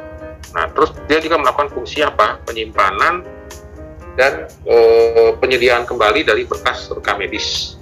Ya, ini dilakukan oleh SDM di rekam medis. Ya. Terus juga dia melakukan pengolahan data. Nah, pengolahan data yang dilakukan adalah informasi dan pelaporan. Informasi itu untuk apa? Sebenarnya dia menyediakan informasi untuk siapa? Untuk kebutuhan administrasi, asuransi, hukum, penelitian, pendidikan, bahkan sebenarnya di rumah sakit itu kalau meminta surat legalisir kematian ya dari teman-teman di rekam medis, nanti dilegalisir oleh pimpinan rumah sakit. Ya, pendidikan itu minimal ada 1 orang D3 rekam medis. Kalau rumah sakit kecil atau pelayanan kesehatan kecil, minimal ada 1 orang D3 rekam medis. Tapi semakin besar unit pelayanannya, tentunya yang pendidikan formal itu harus semakin banyak, ya. Yang formal semakin banyak. Nah, jadi kalau kita lihat pengembangan SDM-nya sendiri, memang kita akan mulai dari rekrutmen pegawai. Itu adalah pendidikan formal yang dilakukan, biasanya itu untuk rekam medis. Terus adalah ada disebut on the job training. Untuk pegawai baru itu dilakukan magang ya, namanya on the job training, baru diputar rotasi, dan dia harus punya kemampuan ini. Rekam medis dasar itu harus menguasai ICD-10, ICD-9, dan statistik dasar. Ya, karena itulah kerjaan dari teman-teman dari rekam medis. Baru yang teratas itu memang kalau kita mau mengembangkan SDM ya ada pengembangan wawasan, peningkatan wawasan. Nah, jadi memang kalau kita bicara pengembangan karirnya sendiri adalah levelnya yang di koordinator atau supervisor pimpinan unit kerja. Spesialisasinya, nah ini sekarang rekam medis ini sangat dibutuhkan dan menjadi laku ya di mana-mana, karena memang kaitan dengan BPJS juga. Sebab dia harus punya kemampuan untuk melakukan coding, disebut coder. Ya, coder, bahkan verifikator kalau bisa ya, analisis data dan informasi, register, ya, dan paling ujung sebenarnya konsultan, jarang ya. Nah, biasanya memang sebagai pelaksana umum dengan spesialisasi yang ada yang tertulis di sini, ya. Oke, nah, kompetensinya. Jadi kompetensinya adalah dia harus mampu melakukan coding, akan disebut coder. Klasifikasi dan kodifikasi penyakit. Itu dimiliki kemampuan ini oleh seorang rekam medis, namanya rekam medis. Ya, rekam medis terhadap apa? Terhadap masalah-masalah yang berkaitan dengan kesehatan dan tindakan medis. Jadi inilah kompetensi rekam medis. Jadi dia harus punya kemampuan klasifikasi dan kodifikasi, coder terhadap masalah-masalah kesehatan dan tindakan medis. Yang kedua, kompetensi yang diharapkan itu adalah dia mengerti aspek hukum dan etika profesinya. Karena rekam medis ini sangat penting ya, dan aspek yang sangat penting, vital, tidak boleh sembarangan keluar dan sebagainya. Jadi ada etika juga harus dipegang, aspek etika profesi. Yang ketiga, kompetensinya adalah memang dia harus menguasai, berarti ini adalah orang yang teman-teman yang bersekolah di manajemen rekam medis dan informasi kesehatan. Ya, jangan lupa juga menjaga mutu, menguasai statistik kesehatan dasar, ya ada unit kerjanya dan kemitraan profesi. Ini adalah kompetensi dari rekam medis. Organisasi profesi yang di Indonesia itu Formiki namanya ya. Bersama organisasi rekam medis kesehatan Indonesia. Kemudian ada HRO, ada IMA. Nah, oke. Ya, ini yang bisa saya berikan. Jadi ini kalau mau lihat, ini teman-teman ada daftar pustaka nanti dibuka. Nah, ini adalah sumber-sumbernya. Kalau kita mau bicara rekam medis, boleh kita lihat di sini. Ya, salah satunya yang saya rekom itu adalah yang dari Karen Wager, Healthcare Information System, atau karena kita sudah pengembangan EHR sekarang, Electronic Health Records, boleh dilihat dari yang Margaret. Ya. Oke, nah AHIMA itu internasional punya, dia ada jurnal juga tersendiri mengenai rekam medis. Baik. Ya, ini adalah tambahan ya untuk materi penguatan kuliah kita sehingga teman-teman juga memahami. Ya, setelah Bu Bagis memberikan filosofinya ya dari pengembangan sistem, nah kita bicara lebih ke teknis ini rekam medis. Oke, ada pertanyaan silakan.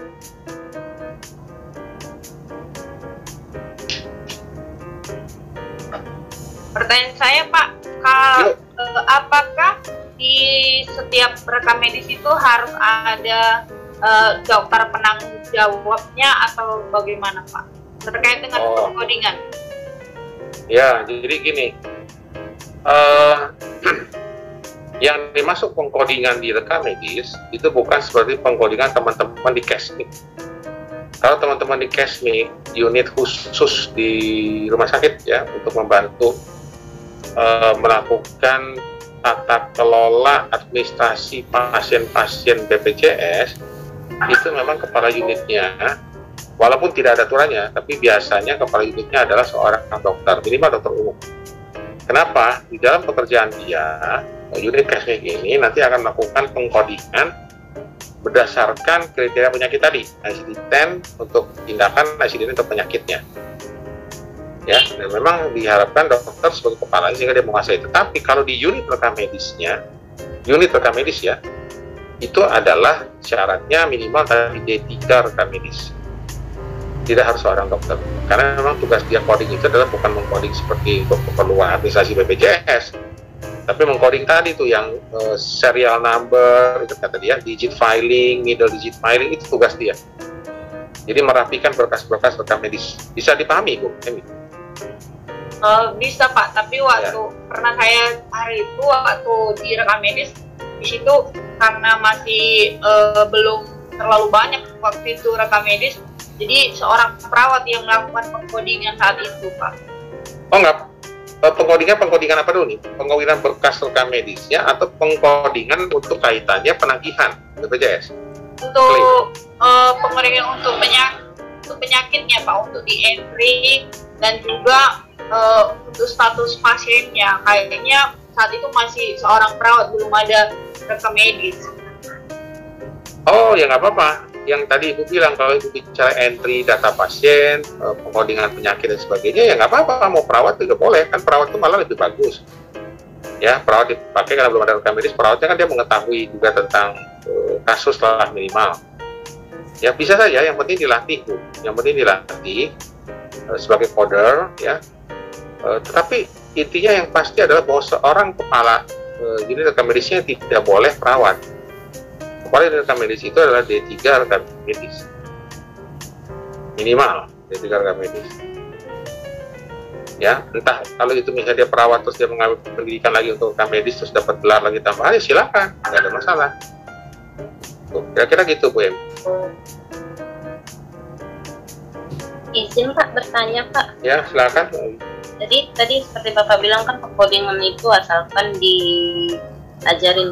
Jadi apabila kan kebanyakan yang nggak perlu saya katakan, cuman ada rumah sakit yang mana saya tahu dia itu tidak menggunakan dalam pengkodingan itu, dia tidak di bagian ininya Pak, hanya malah bahkan perawat, dan yang kerja di situ pun kebanyakan dia tidak sesuai dengan yang seharusnya. Contohnya di bagian farmasi, pengobatan, ya hanya satu bagian dari farmasi, yang selebihnya kebanyakan bidan dan perawat. Itu bagaimana, Pak? Ya, Bu, itu kembali kepada regulasi. Nah, kalau kita bicara regulasi saja, ya, karena kita kuliah dan apalagi kita di S2 kebijakan. Sebenarnya regulasinya itu sudah ada pengaturan sumber daya manusia minimal yang harus dipenuhi oleh sarana pelayanan kesehatan Saryankes. Nah, Saryankes kan macam-macam, Bu. Jadi ada PPK 1. Kalau PPK 1 itu kan puskesmas, balai pengobatan, misalnya, dokter praktek swasta, itu ada Saryankesnya. Ya, sarana pelayanan kesehatan dengan peraturan-peraturannya. Contoh aja begini. Klinik swasta aja. Klinik swasta Permenkes nomor 9 kalau nggak salah tahun 2014 itu sudah menyatakan kalau dulu kita bikin klinik gampang, yang penting punya modal, beli rumah kecil atau kontrak rumah kecil, punya minimal 3 kamar, 1 kamar periksa, 1 ruang tunggu, 1 untuk pengambilan obat dan macam-macam penyimpanan barang. Nah, jadilah itu klinik. Tapi sekarang nggak bisa. Klinik untuk membuat klinik saja itu sudah ada peraturan menteri kesehatannya diatur begini. Contoh saja di klinik itu harus ada namanya instalasi farmasinya, nggak disebut apotek. Kalau klinik plus apotek mungkin itu orang yang punya modal lebih dia buat apotek. Instalasi farmasi yang harus ada penanggung jawabnya siapa?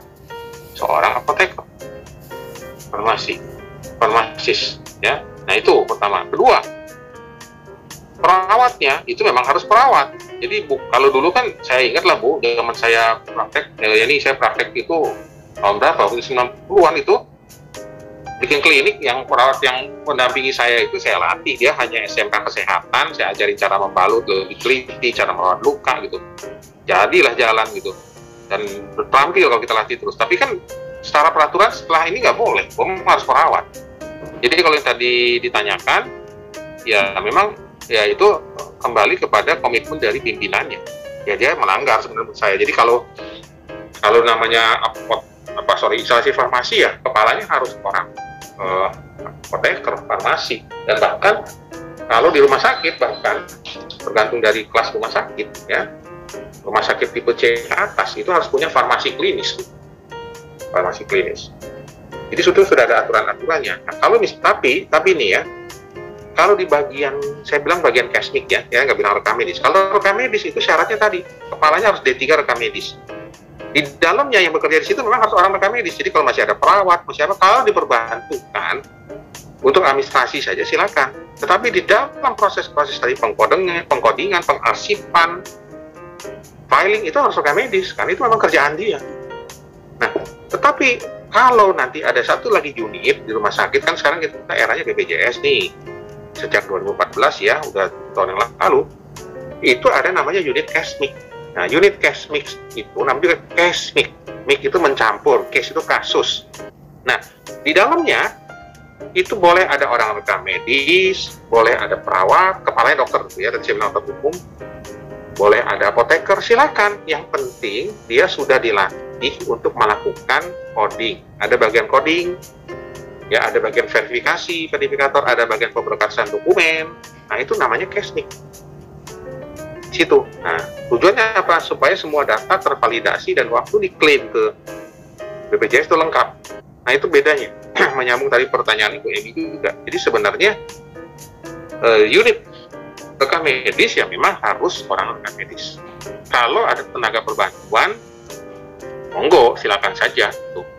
Tenaga perbantuan itu untuk administrasi misalnya. Nah biasanya setahu saya unit rekam medis itu tenaga perbantuannya itu adalah yang disebut sebagai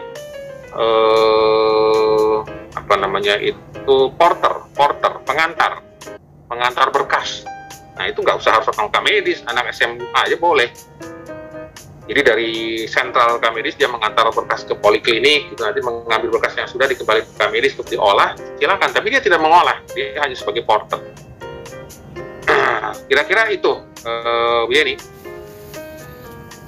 Iya, Prof. Ya, jadi memang harus ikut aturan sih, ya. Jadi nggak bisa sih masa kepala rekam medisnya seorang perawat gitu ya. Jadi Ya.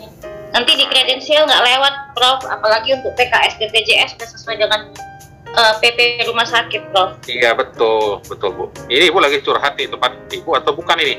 Enggak, Prof. Kita ngikutin lagi. Oke. Lagi Karena proses kalau nggak perpanjangan ikut PKS. aturan nanti persentasenya turun, Prof. Iya, memang sama lah seperti dokter juga ya, kalau kita bilang dokter spesialis ya dokter spesialis, nggak bisa dokter umum, nggak diakui oleh BPJS juga ya. Nah, oke, ada lagi nggak mau diinikan? Prof, maaf Prof, mau tanya Prof. Silakan.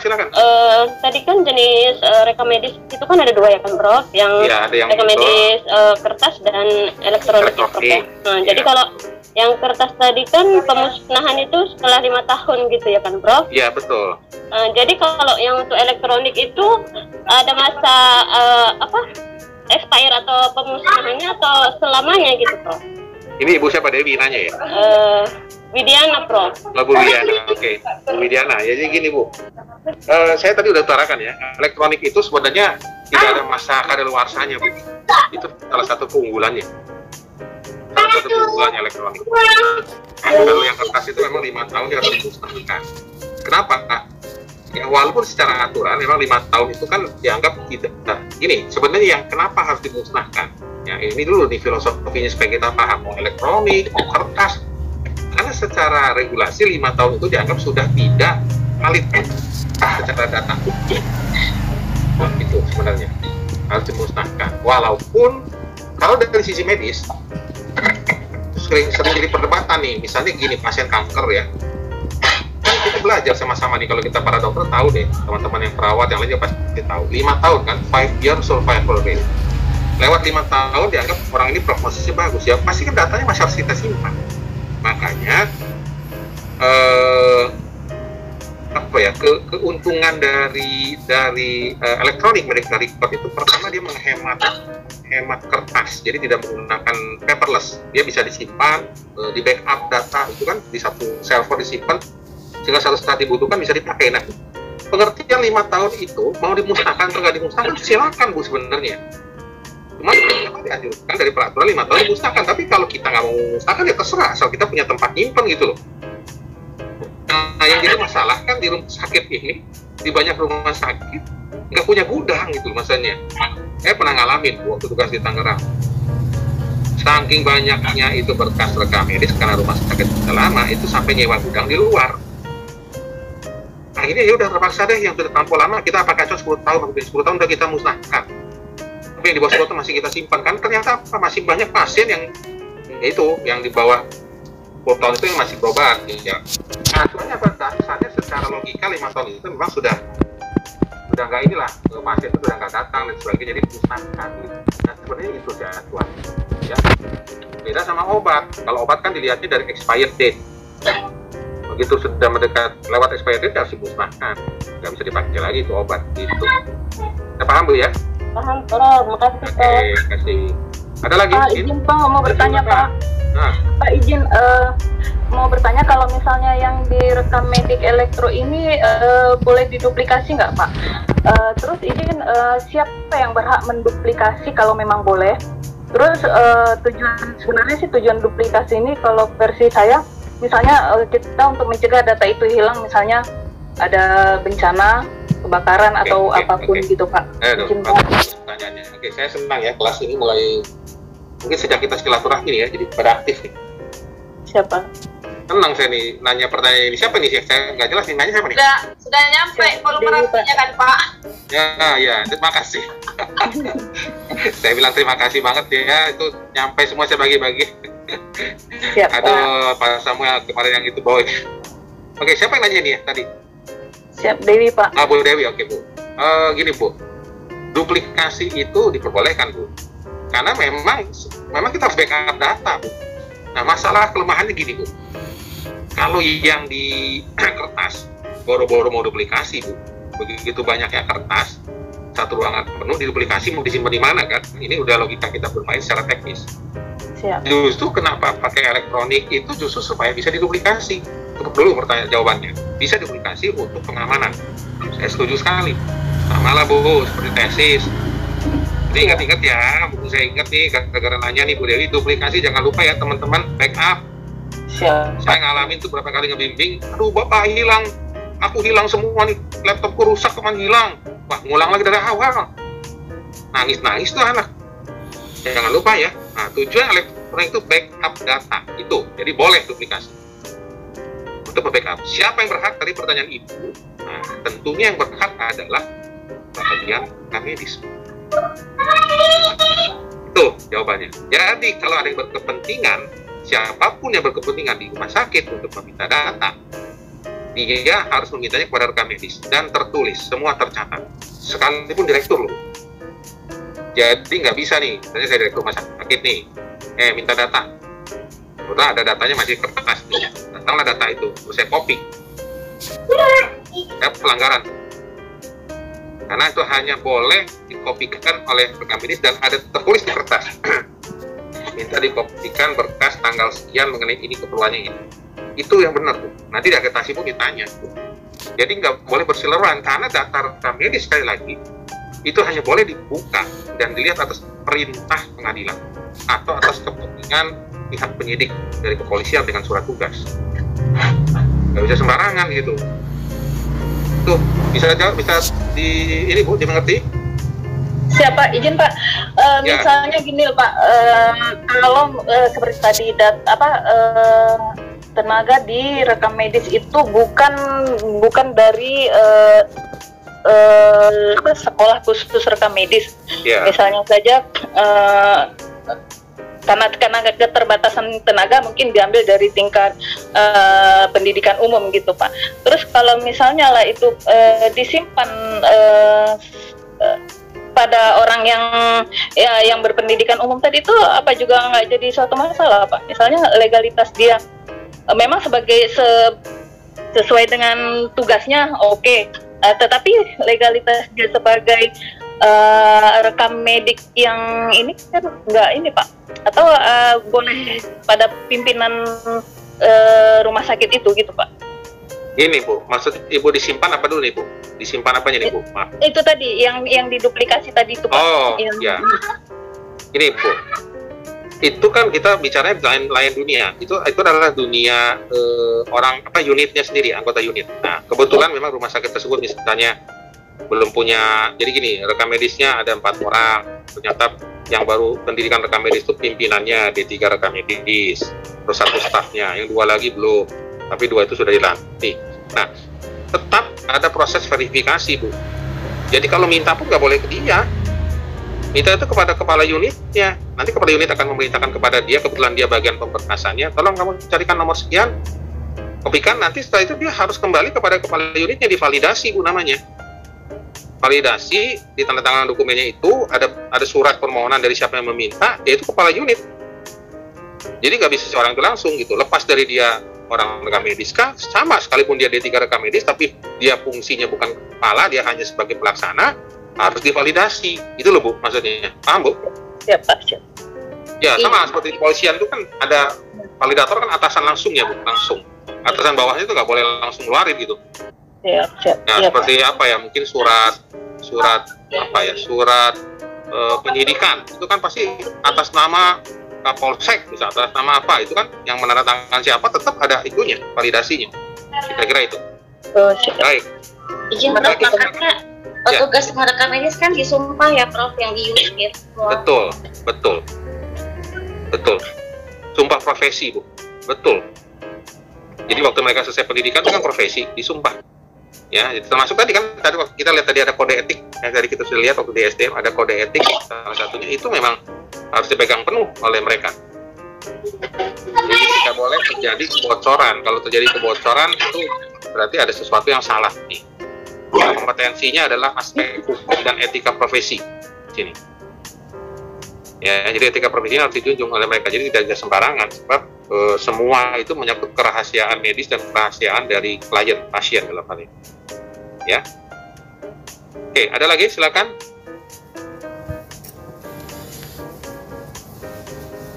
Ya, jadi ini profesi yang menarik ya, profesi yang menjanjikan sebenarnya rekam medis ini. Ya, cuman memang belum banyak sebenarnya institusi yang memang menghasilkan tenaga perekam medis, namanya tenaganya perekam medis, ya, sehingga menjadi peluang kerja sih sebenarnya, ya, untuk bisa didistribusikan. Karena sekarang rumah sakit itu ada 3.020 rumah sakit, di Indonesia itu, dan itu memang memerlukan ini sekali, tenaga-tenaga terampil seperti ini. Nah, ini kalau di dalam nomenklaturnya SDM ini masuknya KTKL. KTKL itu singkatan dari kelompok tenaga kesehatan lain. KTKL, kelompok tenaga kesehatan lain. Nah, ini masuk sih di rekam medis ini. Jadi rekam medis, apoteker, ya farmasi ya, terus radiologi itu radiografer, tenaga counseling, ya, sanitasi, itu masuknya di KTKL, kelompok tenaga kesehatan lain, ya. Jadi kalau perawat kan dia diri sendiri, dokter diri sendiri, ya. Nah itu, jadi kira-kira itu yang kita bisa lihat. Baik, ada lagi? Silakan.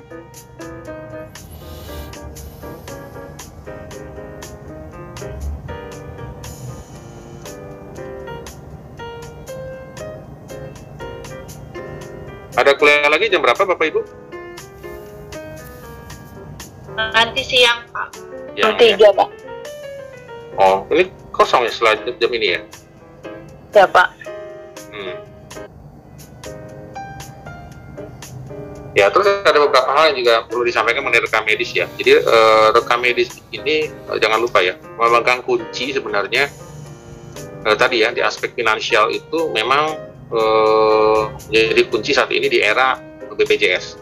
Jadi banyak terjadi di dispute claim, namanya klaim yang bermasalah, dispute itu karena memang ketidaklengkapan berkas rekam medis. Nah, ketidaklengkapan berkas rekam medis itu tidak semata-mata tanggung jawab salahnya itu di rekam medis. Rekam medis ini kan sebenarnya pos pengumpulan terakhir dari seluruh berkas-berkas yang ada di rumah sakit yang berkaitan dengan pelayanan medis. Contoh nih ya, waduh, nggak ada berkas ekspertisi namanya. Ekspertisi itu kalau dokter radiologi itu membaca ronsen gitu, dia menulis misalnya ada bercak putih, gini-gini, ada ini TB paru apa nah. Waduh, nggak ada ininya gitu, ada fotonya nggak ada ininya, pasti ditolak sama BPJS. Kesalahannya di siapa? Nah, kalau diurut-urut, jangan dilemparkan kesalahan semua ke rekam medis. Berarti di unit kerjanya, di radiologinya, itu pasti ada kesalahan juga. Kenapa dia tidak, petugasnya itu mengingatkan, ini belum ada supervisi dokter, dimintakan. Tapi, diurut-urut lagi, oh ini berarti di polinya nih, poli rawat jalan, waktu dilakukan verifikasi lagi, screening, loh kok nggak ada ekspertisi dokter nggak dimintakan. Nah ini udah keburu nyampe berkas rekam medis ke unit rekam medis. Waktu disampaikan ke unit kesmik untuk diklaimkan, ditolak. Nah itu. Terus yang sering terjadi, ini dari pengalaman saja saya cerita nih ya, nomor induk kependudukan. Jadi KTP itu sering terlewat diminta di awal. Padahal itu salah satu yang sangat penting. Kemarin contoh nih, pengklaiman pasien COVID. Ya, banyak rumah sakit yang bermasalah, dispute klaimnya hanya gara-gara tidak ada nomor KTP dari si pasien. Karena masuk itu kan, ya orang kita ini kan aneh kan, di dompet itu nggak bawa KTP, jadi KTP itu dianggap nggak penting lah, apalagi orang daerah. Ya, ini ada yang senyum-senyum, jangan nggak bawa juga nih. Jadi KTP itu penting, yang dibawa itu bukan KTP malah kartu ATM mungkin di dompetnya. Nah, jadi waktu datang ke rumah sakit, lupa gitu, nggak ada KTP, nomor tahu nggak Bapak Ibu, lupa. Ya sudah nanti, sudah nanti itu nggak diminta lagi, harusnya langsung diminta, sehingga pada waktu itu sudah sampai semua pemberkasan, dianggap lengkap, dikirim, kelupaan, ternyata dicek oleh BPJS misalnya, ini nggak ada nomor KTP, atau dicek oleh Kementerian Kesehatan waktu itu untuk COVID masih Kemkes ya, sebelum Oktober ini kan ke BPJS nya Oktober ini penagihan COVID nih sekarang, bukan lagi Kemkes. Ini nggak ada KTP, nggak bisa ditagihin, balikin lagi, dispute claim hanya gara-gara seperti itu. Jadi, saya mau bicara ini di akhir kuliah saya ini, intinya bahwa semua pekerjaan administrasi rumah sakit itu adalah kerjasama dari seluruh unit. Nggak bisa hanya satu rekam medis semua kalau untuk administrasi dibebankan ke dia. Makanya, kenapa tadi rekam medis itu ada fungsi pendaftaran nih, ya, tempat pendaftaran pasien, karena memang di era sekarang, modernisasi administrasi rumah sakit, ya rekam medis dan pendaftaran jadi satu. Sebab di depan itu berarti dia sudah men-screening semua kelengkapan berkasnya, sehingga tidak terjadi kesalahan-kesalahan di belakangnya. Ya, nah itulah akhir dari yang bisa saya sampaikan ya sebenarnya di kuliah hari ini, bahwa memang perlu kerjasama, ya perlu kerjasama sehingga nanti semua proses-proses pemberkasan itu menjadi lebih baik. Nah, terus orang tanya kan, mungkin ada yang bertanya, loh Pak, gunanya apa dong Pak kalau sudah memakai yang namanya digitalisasi, ada yang elektronik, kan itu kita pakai kertas, ya sama saja di dalam pemberkasan elektronik pasti ada nomor induk kependudukan yang harus diisikan.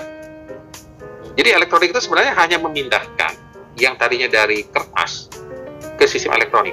Tadi keuntungannya apa? Tadi ditanyakan oleh Ibu Dewi, bisa dibuat backup dengan lebih cepat, lebih aman, tidak tergantung daripada tempat dan sebagainya. Kita bisa pada data yang banyak, ya. Kedua juga mungkin pemusnahan itu juga kita bisa pertimbangkan, tidak harus dimusnahkan karena memang itu data-data yang bisa disimpan. Ya, tapi di dalam prinsipnya setiap filing itu memang harus lengkap dan mengikuti kaidah-kaidah yang ada. Nah, itu yang sebenarnya harus kita pahami ya. Jadi kegiatan-kegiatan yang dilakukan itu adalah memang semua mengacu kepada proses yang tertib administrasi namanya. Tertib administrasi. Ya.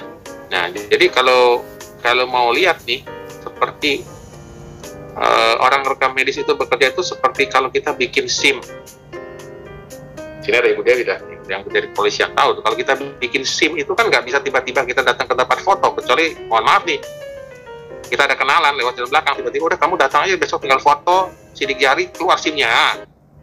Yang bener nih, datang pagi-pagi, ambil nomor antrian, menunggu, berkas dicek, semua kelengkapan, nanti ada tes fisik, tes keterampilan, dan lain-lain lah gitu. Ya, sampai nanti keluar. Jadi itu ada ininya.